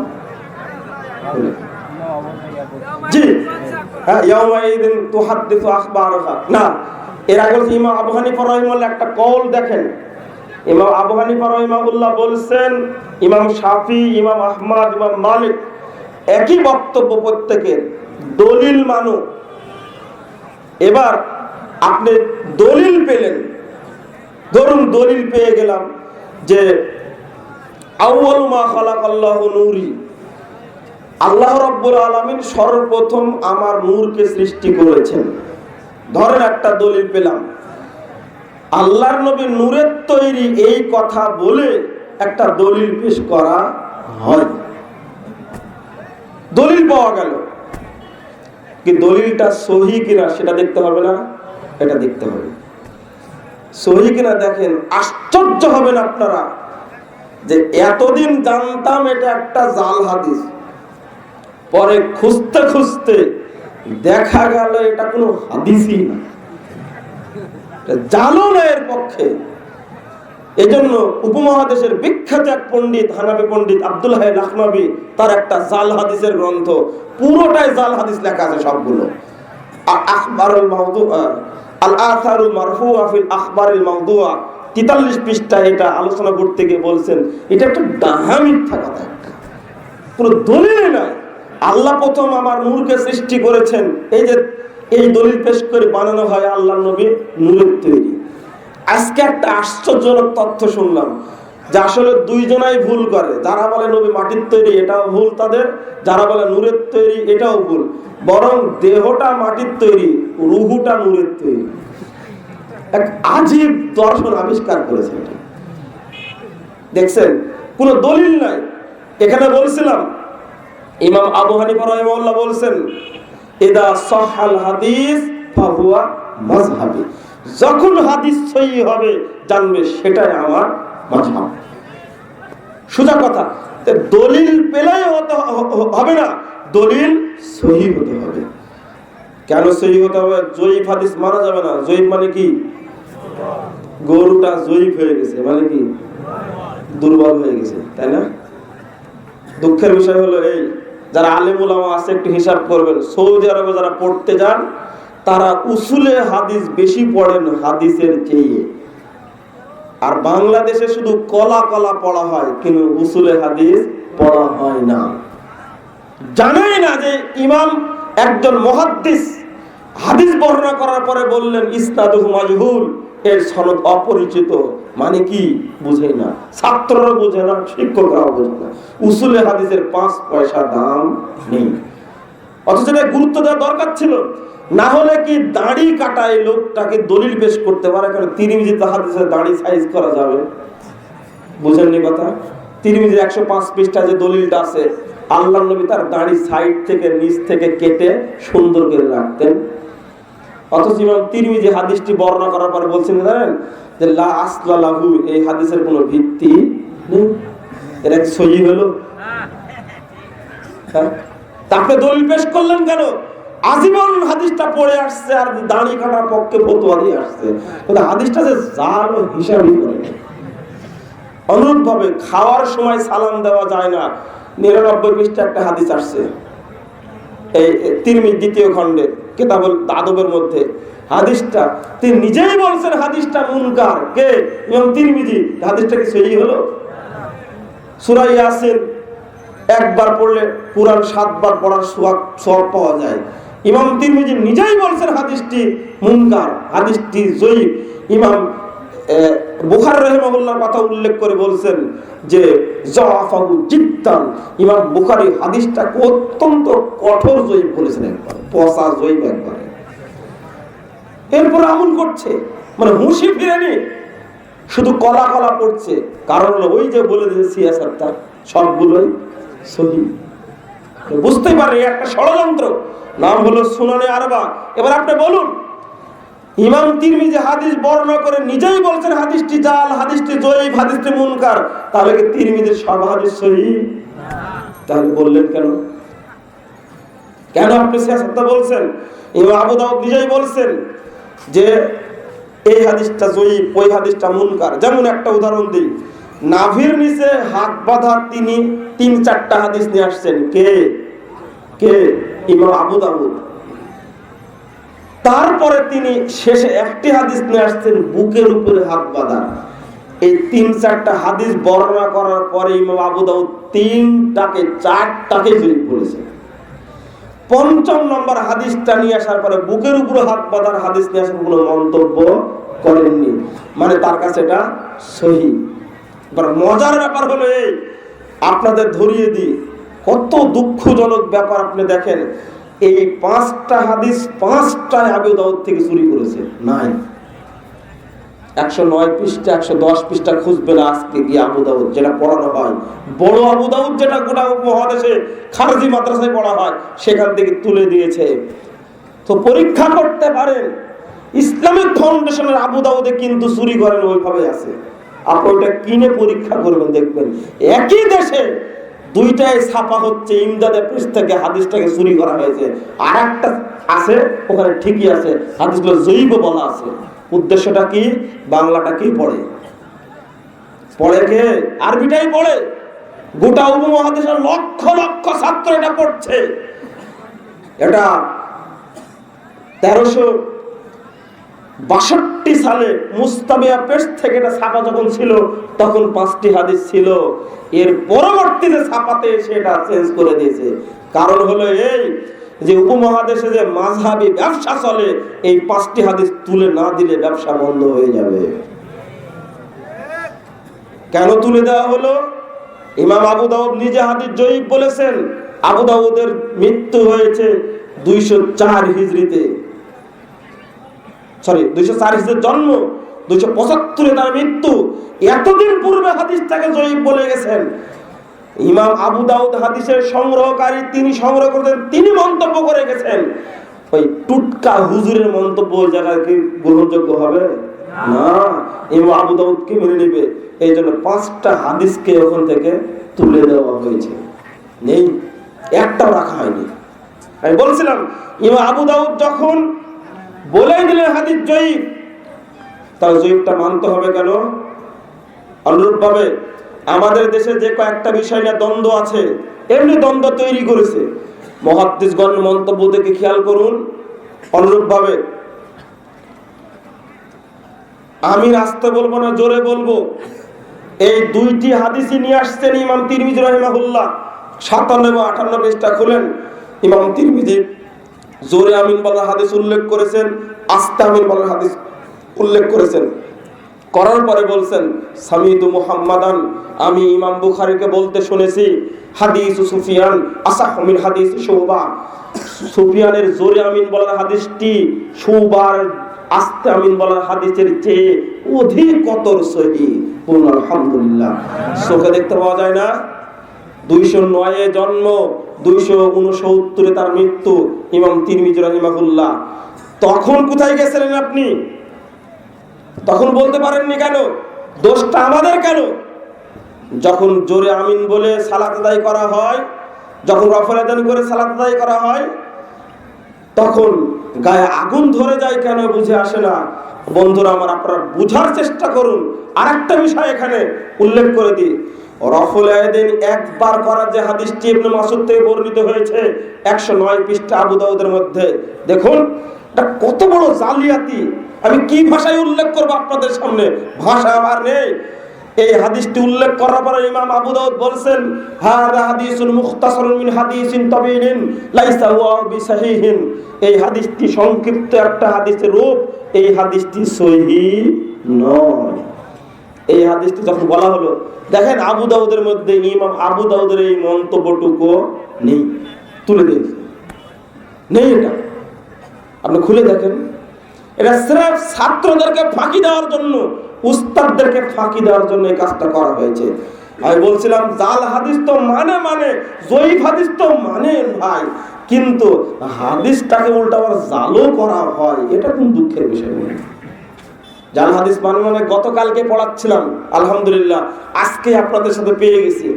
আবু দাউদের ওই হাদিসটি 614 নম্বর হাদিসটি পড়াচ্ছিলাম গতকালকে মাগরিবের পরে। পড়াতে গিয়ে ওই হাদিসটি চলে আসলো যে টাটকা মুনাজাতের যে হাদিসটি, টাটকা হাদিস, ওই যে আসওয়াদ আমেরি থেকে। আমি আলোচনা করতে গিয়ে তো অনেক আলোচনা করলাম ছাত্রদের কাছে, দেখো এই হাদিস দেখো, মুসান্নাফ ইবনে আবি শাইবার উদ্ধৃতি দিয়ে 137 পৃষ্ঠায় হাদিসটি বর্ণিত হয়েছে। মুসান্নাফ শাইবা দেখেন, হাদিসটি হলো আবু দাউদে আসছে, নাসাইতে আসছে, ইবনে মাজাতে আসছে, বাইহাকিতে আসছে, ইবনে হিব্বানে আসছে, দারাকুতনি আসছে, দারমিতে আসছে, তারপরে হাকিমে আসছে।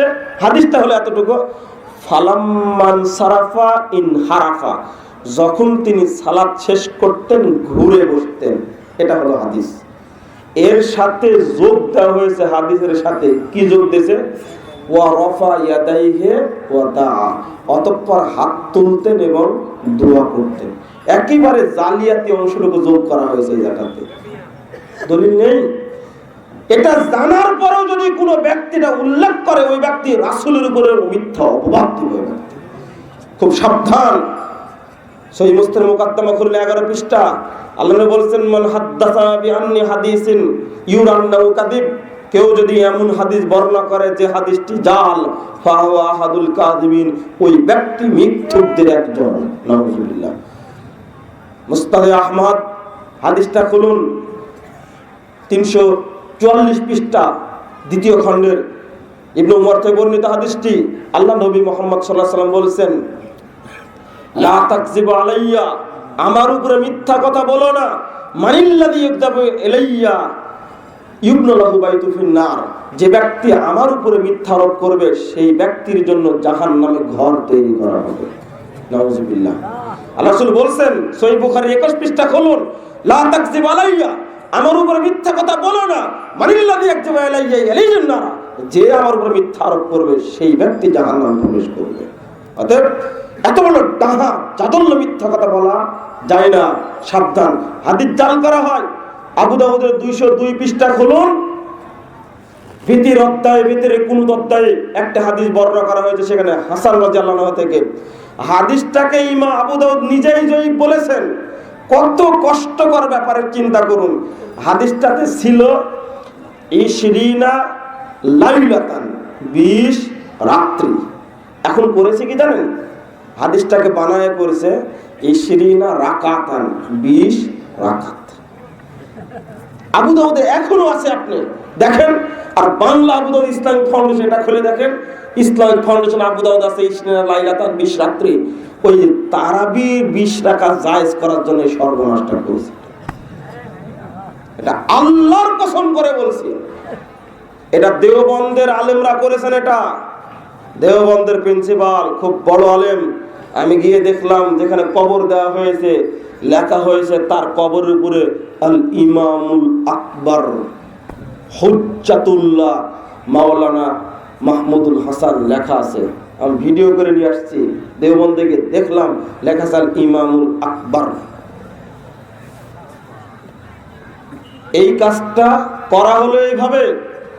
আপনাদের এখানে কি বুঝাবো বক্তব্য, সামনে একটা পয়েন্ট আছে, ওই পয়েন্টটা বেশি আলোচনা করতে হবে, সময় হয়তো পেরিয়ে যাবে। আমি এখানে একটি কথা বলে রাখলাম, শুধু এতটুকুই, জয়ীফ এবং জাল হাদিস সম্পর্কে আপনাদেরকে সচেতন থাকতে হবে। ইসলামের সবচেয়ে বেশি ক্ষতি করেছে যে জিনিসটা, সেটা হলো জয়ীফ এবং জাল হাদিস। এক বাক্যে জয়ীফ এবং জাল হাদিস পাওয়া গেলে ওটা বাদ দিতে হবে। 3 নম্বর, শরীয়ত সম্পর্কে জানতে গিয়ে কোনো জিনিস যদি ভুল প্রমাণিত হয়, তাহলে আল্লাহর ওয়াস্তে সঙ্গে সঙ্গে বাদ দিয়ে সঠিকটা গ্রহণ করতে হবে। পারবেন? না না, অত সহজ না, এটাই কঠিন। না, কখনোই না। সংক্ষেপে বলিনি, যদি ভুল প্রমাণিত হয়, এটা আপনি যদি বর্জন করেন, তাহলে আপনি আল্লাহর নিকটে শ্রেষ্ঠ বান্দা হিসেবে পরিগণিত হবেন। আল্লাহ রাব্বুল আলামিন বলছেন সূরা আনাম 48 এবং 54 নম্বর আয়াতটা আপনি পড়বেন, ফামান তাবা ওয়া আমানা ওয়া আসলাহা, যে ব্যক্তি তওবা করলো এবং নিজেকে সংশোধন করে নিল, আল্লাহ বলছেন তাদের জন্য এই পৃথিবীতে এবং কিয়ামতের মাঠে কোনো চিন্তার অবকাশ নেই। বলুন আলহামদুলিল্লাহ। কোনো চিন্তা করতে হবে না, যদি খালি সংশোধন করে নেন। অনুরূপভাবে আরেকটা আয়াত শুনুন, সূরা তালাক 5 নম্বর আয়াত, ওমাইয়াত্তাকিল্লাহ ইউকাফির আনহু সাইয়্যাতি, যে ব্যক্তি আল্লাহকে মেনে নিল, আল্লাহ রাব্বুল আলামিন তার জীবনের সমস্ত পাপকে মুছে দিলেন। ওয়া ইউজিম লাহু আজরা, আর আল্লাহ রাব্বুল আলামিন তাকে অফুরন্ত প্রতিদান দান করলেন। মেনে নিতে হবে আগে। আপনি ভাবছেন বয়স আজকে 70 বছর, এতদিন তো এইভাবে সালাত পড়েছি, আর বাঁচবো 5 বছর, এই 5 বছরে কতটুকু আমল করবেন? সুতরাং যা 70 বছরে করেছে আরো 5 বছর এইভাবেই করব। এই কথা যদি আপনি বলেন, তাহলে আপনার জীবনটাই বরবাদ। কিন্তু মরার 1 মিনিট আগে যদি সংশোধন করে নেন, তাহলে ঠিক আছে, এটাই যেহেতু সহি, এটাই আমল করব, তাহলে আপনার প্রতিদানটা কি হবে? আল্লাহর ভাষায় শুনুন, সূরা ফুরকান 70 নম্বর আয়াতটা খুলুন। আল্লাহ বলছেন ফাউলাইকা ইউবাদদিলুল্লাহু সাইয়্যাতিহিম হাসানাত, আল্লাহ বলছেন যারা সংশোধন করে ঈমান এনে গ্রহণ করে নিল শরীয়তটাকে, আল্লাহ রাব্বুল আলামিন তাদের জীবনে যাবতীয় পাপকে পরিবর্তন করে দিয়ে সব নেকিতে পরিণত করে দিবেন। সুবহানাল্লাহ। লাভ হলো না ক্ষতি হলো? যে যত বড় পাপ করেছে সংশোধন করা মাত্রই তত বড় নেকির হকদার হয়ে যাবে।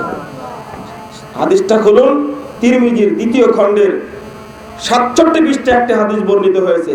নবী মুহাম্মদ সাল্লাল্লাহু আলাইহি ওয়াসাল্লাম বলেছেন, কুল্লু ইবনে আদম খাত্তাউন ওয়া খায়রুল খাত্তাইন আত-তাওয়াবুন। আদম সন্তান প্রত্যেকেই ভুল করবে।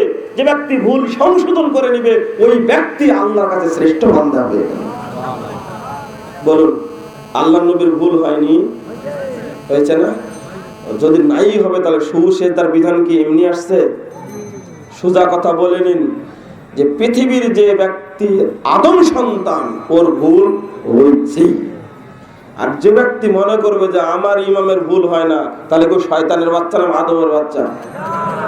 আমি খুব কড়া কথা বলি এই ক্ষেত্রে। এই পয়েন্টটাই সবচেয়ে গুরুত্বপূর্ণ। ভুল হলে আপনি সংশোধন করতে চান না। দেখেন ময়মনসিংহের একটা ঘটনা, হাদিস গুলে খাওয়ালাম। দেখেন 499 নম্বর হাদিস আবু দাউদের মধ্যে আসছে, আযান কিভাবে নাজিল হয়েছে আর ইকামত কিভাবে নাজিল হয়েছে বুঝায়া গুলায় শরবত করে ওকে মুখে দিয়ে দিলাম। এরপরেও শেষে গিয়ে বলছেন আল্লাহু আকবার লা ইলাহা ইল্লাল্লাহ। বুঝেননি আপনারা? শেষ বাক্যটা আল্লাহু আকবার লা ইলাহা ইল্লাল্লাহ হবে ইকামতে। বুঝেননি আপনারা? ওখানে একবার মানলো আল্লাহু আকবার লা ইলাহা ইল্লাল্লাহ। আমি বললাম যে হাদিসটা গুলে খাওয়া দিলাম আপনাকে, তাও হলো না। ও ভুল সংশোধন করবে না। তখন বলছে না, এটা আমি চিন্তা ভাবনা করবো। ও চিন্তা ভাবনার সুযোগ আছে এখানে?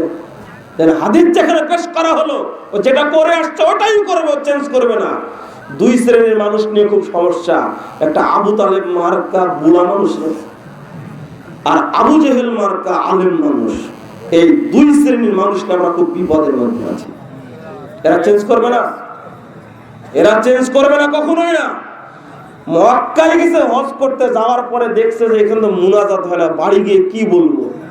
বুদ্ধি পাকাইছে, তিনজন মিলে এসে বলছে ওরা খুব ব্যস্ত থাকে যার কারণে মুনাজাতের সুযোগ পায় না।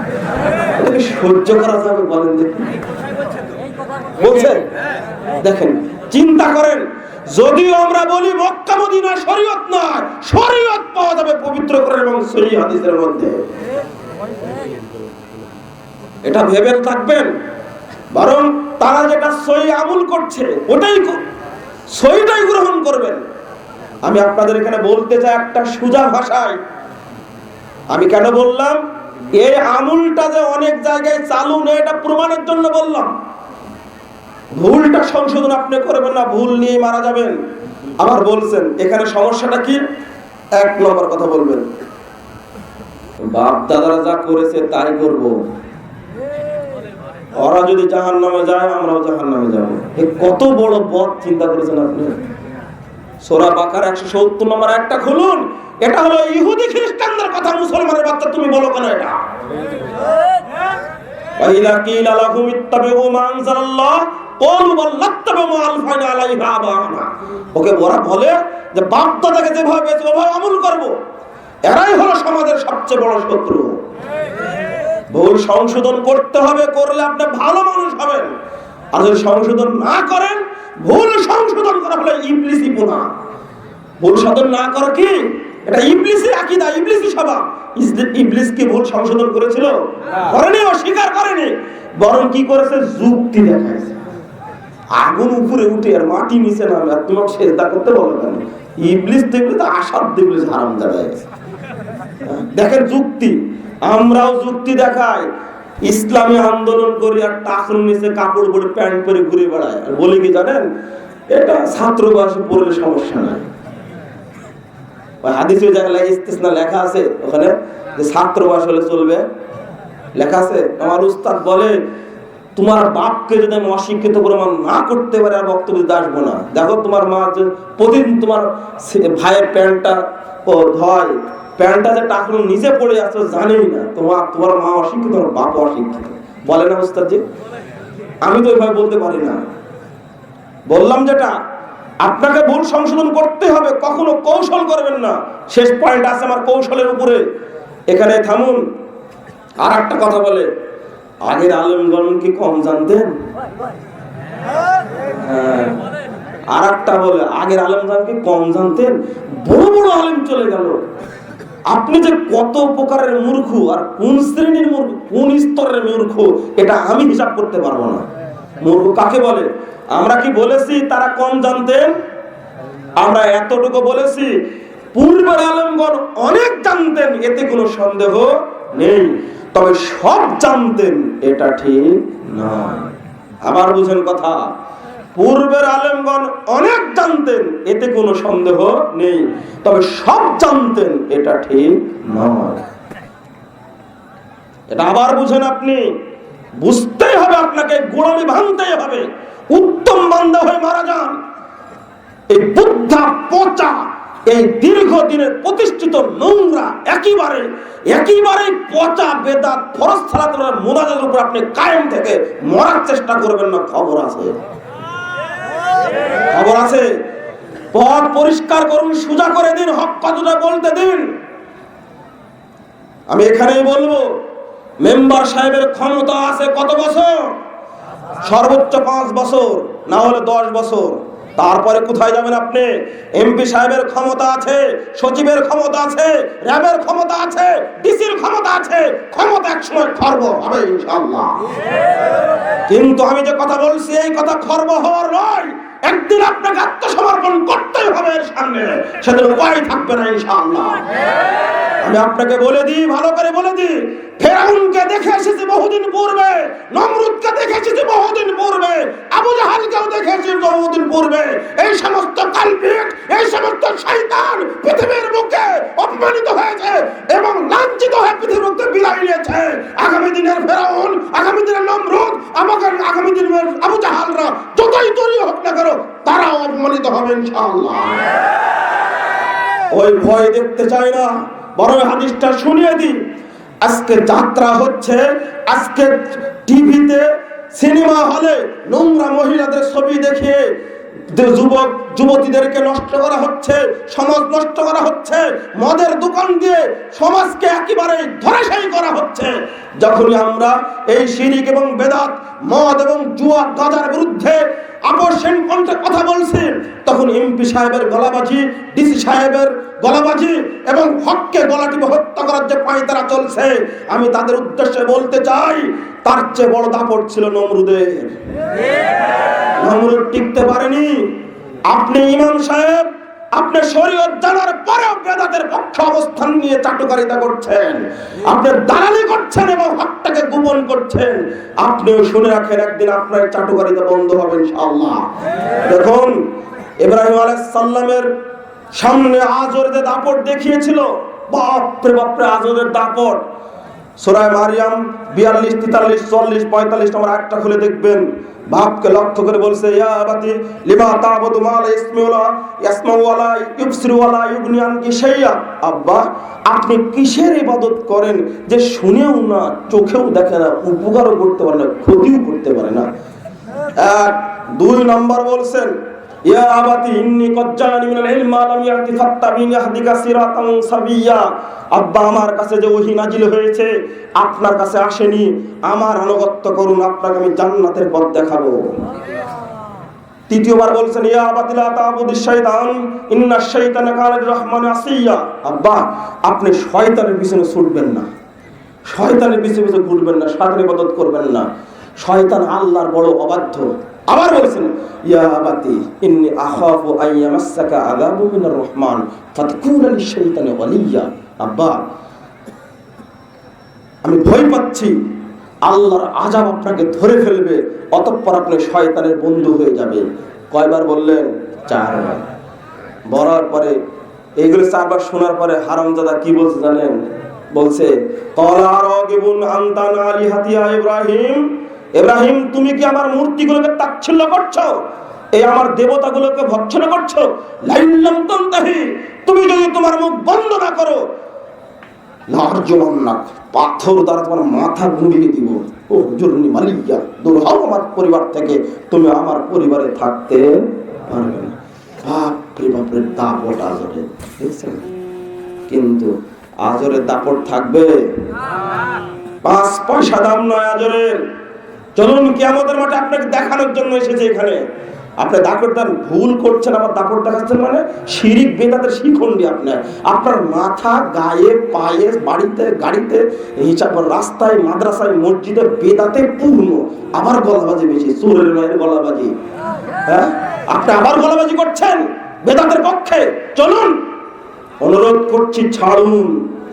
কথাগুলো বলছি খুব কষ্টে ভাই, ঘন্টাঘর থেকে তাড়িয়ে দিয়েছিলেন, মনে আছে?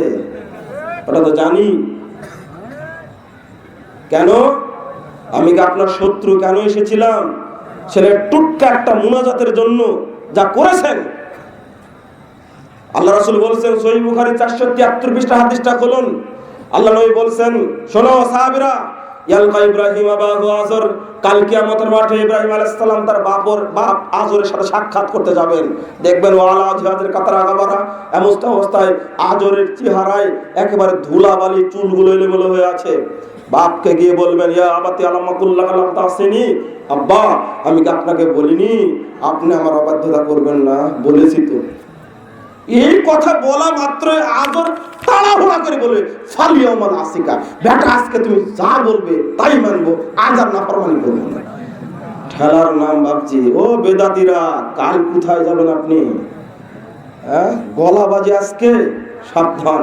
কোরআন এবং সুন্নাহর সামনে মাথা নত করুন।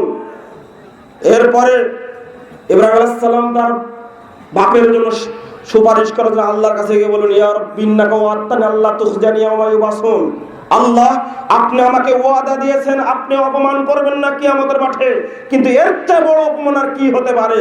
আল্লাহ বলবেন, ইন্নী হারামতুল জান্নাতা আলাল কাফিরিন, আমি কাফেরদের উপরে জান্নাতকে হারাম করেছি। ইব্রাহিম তোমার বাপের জন্য সুপারিশ গ্রহণ করা হলো না। আমি এতটুকু বলার জন্য আসিনি, এতটুকু বলবে এর পরের বাক্যটি দেখেন।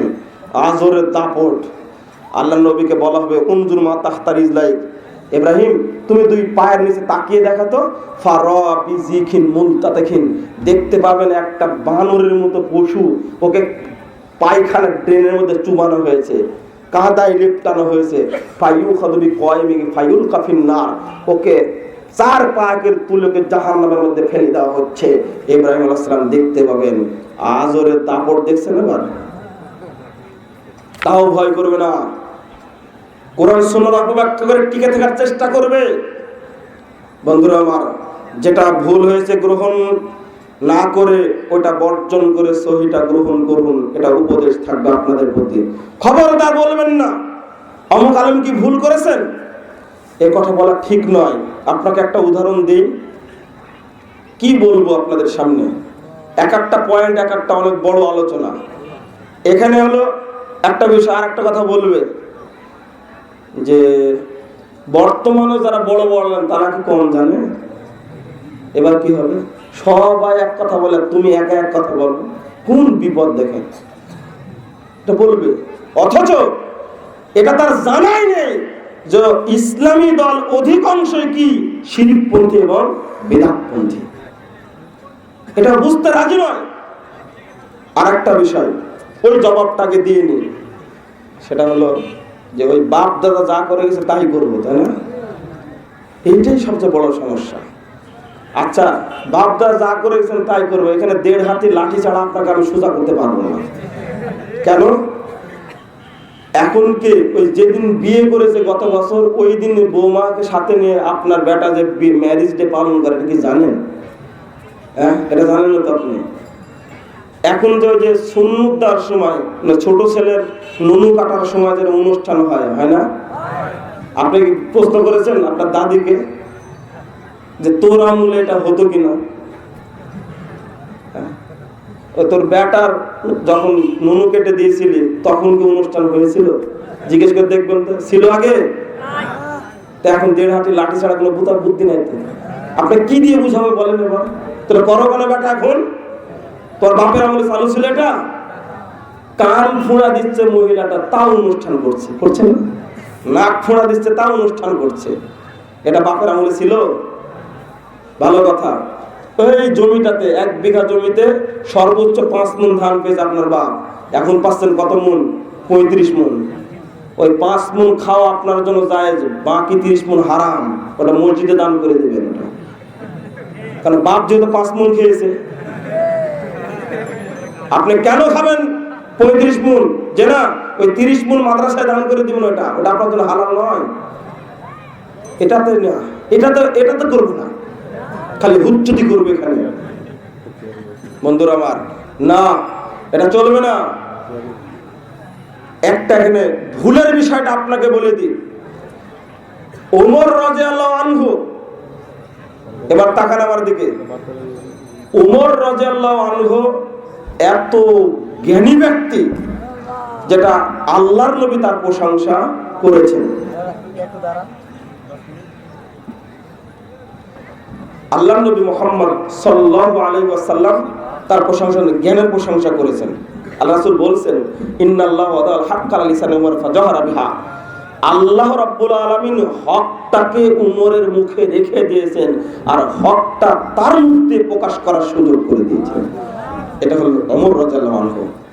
এত ইলম একটা বাক্য বললে হয়ে যায়। ইবনু মাসউদ রাদিয়াল্লাহু আনহু বলেন, লাউ উদিয়া ইলমু উমর ফি কাফফা ওয়া ইলমু আহলিল আরদি ফি কাফফা লামালাত কাফফাত উমর।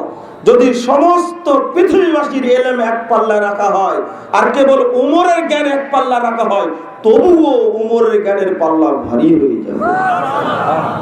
এত বড় জ্ঞানী,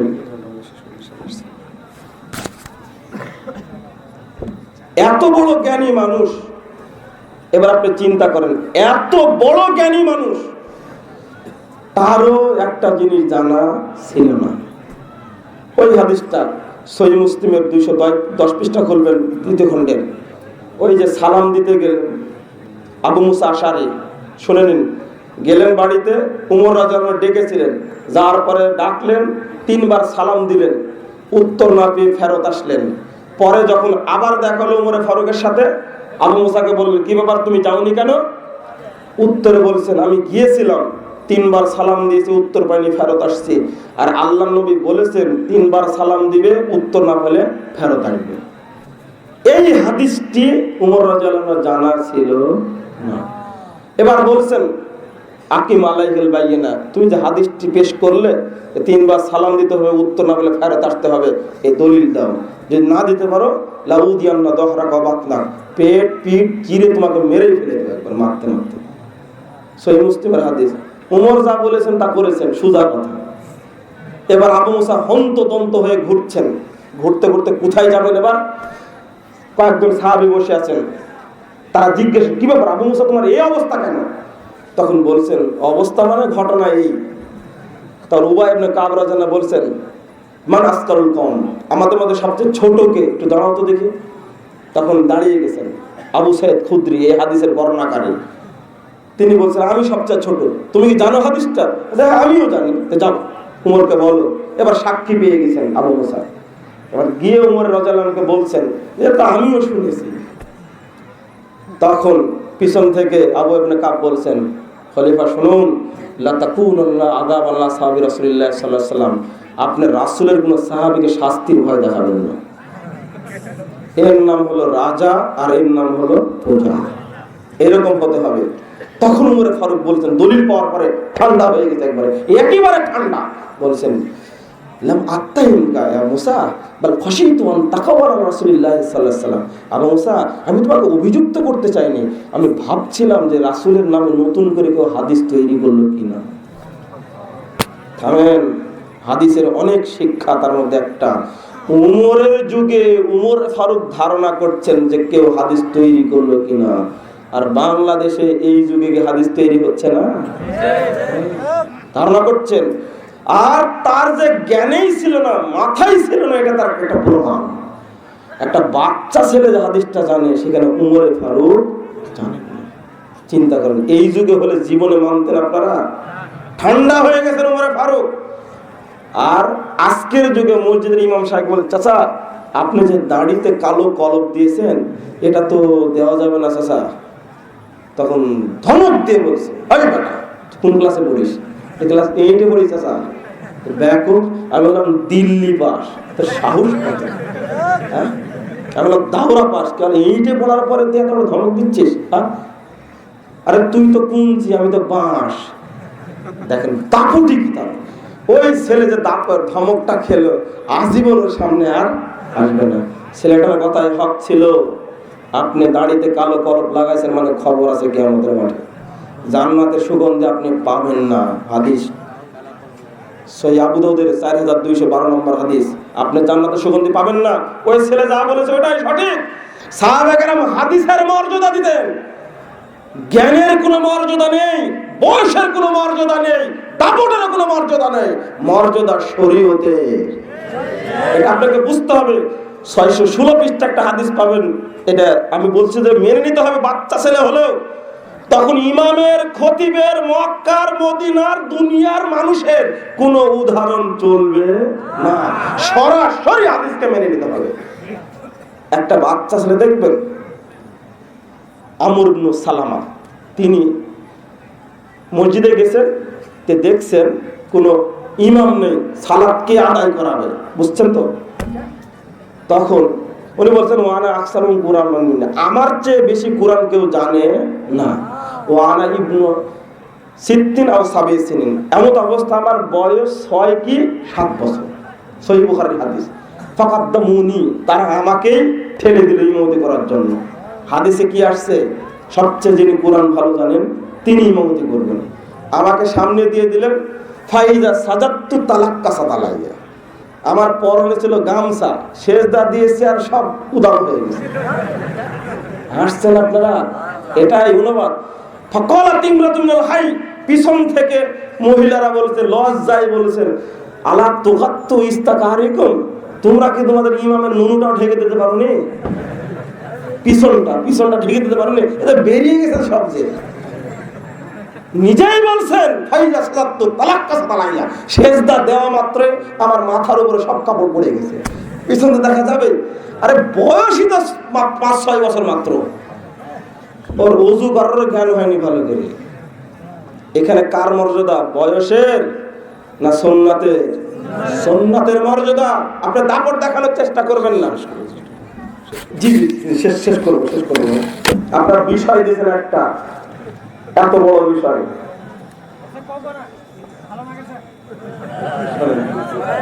না আর চলবে না, বললেও হবে না। থামেন, বললেও হবে না, আর চলবে না। আমি আর কয়টা বিষয় বলছিলাম ছোট করে বলে দিই। 3টা বলেছি, আরো 4টা আছে। থামেন, না এত যাবে না। খুঁটিনাটি বলে সুন্নাতকে অবজ্ঞা করা যাবে না। বললাম সুন্নাত গুলো, আপনি বলছেন কি জানেন? যে মুজাফফর বিন মুহসিন, এইগুলো আলোচনা করে কেন? এই তো শুরু হয়ে গেল। মুজাফফর বিন মুহসিন আলোচনা করবে রাষ্ট্রীয়ভাবে কি করে ইসলাম প্রতিষ্ঠা করা যায়, দুনিয়ায় কি করে ইসলাম প্রতিষ্ঠা করা যায়। ও সাহাবাকেরা নবীর চেয়েও জ্ঞানীও বেশি, বেশি। প্রথম কথা বলি, সালাত আগে পরিশুদ্ধ করুন, তারপরে ইসলামের রাষ্ট্র প্রতিষ্ঠা করুন। এটা না করলে হবে না। আর সুন্নাতকে খুঁটিনাটি বলা বন্ধ করুন। যা কিছু এসেছে সবকিছু কার পক্ষ থেকে? আল্লাহর পক্ষ থেকে। ওই হাদিসটি 145 নম্বর হাদিস আবু দাউদের মধ্যে, নবী মুহাম্মদ সাল্লাল্লাহু আলাইহি সাল্লাম ওযুর পানি, মুখ ধোয়ার পরে 1 চুল্লু পানি থুতনি নিচে দিচ্ছেন, সাহাবীরা হালকা মনে করছেন। তখন আল্লাহ নবী বলছেন, সাহাবীরা হাকাদা আমারানি রব্বি আযজা ওয়া জাল, আরে সাহাবীরা আমি কেন দিব না, এইভাবে 1 চুল্লু পানি দাঁড়ির নিচে দেওয়ার জন্য মহান আল্লাহ আমাকে নির্দেশ দান করেছেন। 1 চুল্লু পানি, এটাও কার নির্দেশ? আল্লাহর। নবীর মাতবরে এখানে নেই। শরীয়তকে ছোটখাটো বলছেন কেন আপনি? সাবধান। আমল করার কথা বললে আপনি বলেন ছোটখাটো। আর একটা পদ্ধতি ছিল, সঠিক পদ্ধতি আমল করতে গিয়ে জানার দরকার নাই কোন মাযহাবে চালু আছে, কে করছে, কোন আলেম করছে, দরকার নেই। 6 নম্বরটা ছিল, কোন দলীয় বা মাযহাবী স্বার্থকে অগ্রাধিকার দেওয়ার জন্য কোন কৌশল বা অপব্যাখ্যা করা যাবে না। অপব্যাখ্যা দেখবেন এই শেষ, এটা আপনারা পড়ে নেবেন। জাল হাদিসের কবর রাসূলুল্লাহ সাল্লাল্লাহু বইটি এখানে মনে দোকানে আছে, অল্প খুব কম আসছে। আপনারা এই বইটি কিনে নিয়ে এগুলো সালাত তো শুদ্ধ করবেন। আমি একটা কথা বলে যাই, যিনি মুসল্লি প্রত্যেক পরিবারে একটি করে বই থাকাটা একেবারেই জরুরি, যদি আপনি সালাতকে শুদ্ধ করতে চান। আর মূলনীতিগুলো যেটা বললাম, কৌশল করে কখনো শরীয়তকে ঠেকানোর চেষ্টা করবেন না, এটা অনুরোধ থাকলো আপনাদের কাছে। কেন? কৌশল কিন্তু করেছিলেন পূর্বের লোকেরা, দেখেছে না? দাউদ আলাইহিস সালামের যুগে কি হয়েছিল? মাছ ধরতো না, তবে বাদ দিয়ে আসছে। শনিবারে বাদ দিয়েছে, রবিবার মাছ ধরেছে। আল্লাহ কি করেছিলেন মনে আছে? হ্যাঁ, বানর আর শুকুরে পরিণত করেছিলেন। বুড়া গুলো শুকুর আর যুবক গুলো বানর হয়ে গেছিল। বন্ধুরা আমার, এখানে বলি আপনাদেরকে, কখনো কৌশল করতে যাবেন না। কৌশল করার মধ্যে শরীয়তকে আপনি দুর্বল করতে চাইবেন না। যখন আপনি শরীয়ত যেটা পাবেন তখনই মেনে নেবেন। একটা সুন্নাত মানলেও নেকি পাবেন। ওই হাদিসটা শুনিয়ে দিই। নবী মুহাম্মদ সাল্লাল্লাহু আলাইহি ওয়াসাল্লাম বলেছেন, ইন্না মিন ওয়ারাইকুম জামানা সাবরিন, তোমাদের পরেই ধৈর্যের যুগ আসবে। এই যুগে সুন্নাতকে কেউ মানবে না। তবে যে ব্যক্তি সুন্নাতকে আঁকড়ে ধরে থাকবে, ধৈর্যের মুতামাসসিক ফিহি, ওই যুগে যে ব্যক্তি ধরে থাকবে, আজরু 50 শহীদান, ওই ব্যক্তির জন্য 50 জন শহীদের মর্যাদা রয়েছে। আল্লাহ রাব্বুল আলামিন আমাদের সকলকে শরীয়ত যথাযথভাবে মানার তৌফিক দান করুন, আল্লাহুম্মা আমিন। বন্ধুরা আমার, আজকে সমাজে বিভ্রান্তির বীজ সর্বত্র ছড়িয়ে পড়েছে। আমি আপনাদের বলছি, এই মুহূর্তে হকটাকে আমল করা ছাড়া কোনো উপায় নেই। বরং আমি বক্তব্য রাখতে চেয়েছিলাম আকীদার উপরে, কিন্তু আপনাদের আবেদন এটার উপর রাখছি। আকীদার উপরে কেন রাখতে চেয়েছিলাম, বর্তমানে মানে বিভ্রান্তির যুগ, দলীয় বিভ্রান্তির শেষ নাই। এগুলো উনি জবাব দিয়ে দেবেন, না সময় দেয় তো। হ্যাঁ ঠিক আছে, বুঝতে পারছি। আমাদের পিছনে আপনার প্রধান মেহমান বসে আছেন, এমত অবস্থায় এগুলো আলোচনা করা ঠিক আমি মনে করছিলাম, কিন্তু আমি বুঝতে পারিনি, সময়টা দ্রুত চলে গেছে। আমি যেটা বলছিলাম আকীদা সংক্রান্ত, দলীয় বিভক্তি সমাজকে নষ্ট করে ফেলেছে। এখন আপনি কোন দলে থাকবেন তা বুঝতে পারছেন না। ভ্রান্তির বেড়াজালে একামতের দিন বইটা নতুন বেরিয়ে আসছে, সেখানে খারেজি, শিয়া, মুরজিয়া, জাহমিয়া, অনুরূপভাবে বেরলভী, দেওবন্দি, চিশতিয়া, মুজাদ্দিদা, নকশবন্দিয়া, কাদারিয়া, তাবলীগ জামাত, যত দল বর্তমানে চালু আছে, গণতন্ত্র, সমাজতন্ত্র, ধর্মনিরপেক্ষতাবাদ, জাতীয়তাবাদ, সাম্যবাদ, যেগুলো নিয়ে সমাজে খুব আন্দোলন চলছে, সবগুলোর পরিচয় ব্যক্ত করা হয়েছে। আপনাদের কাছে অনুরোধ জানাবো, যেমন পীর ফকিরা বিভক্ত করে নিয়েছে, কে বলছে সরসিনা, কে বলছে চরমোনাই, কে বলছে আটরশি, কে বলছে ফুলতুলি, কে বলছে চন্দ্রপুরী, আছে না? সবগুলো উল্লেখ করে তাদের আকীদাগত দিক, আমলগত দিকগুলো, ধোঁকাবাজিগুলো তুলে ধরা হয়েছে। আপনারা এই বইটি কিনে নিয়ে পড়ে স্বচ্ছ ধারণা উপলব্ধি করার চেষ্টা করবেন।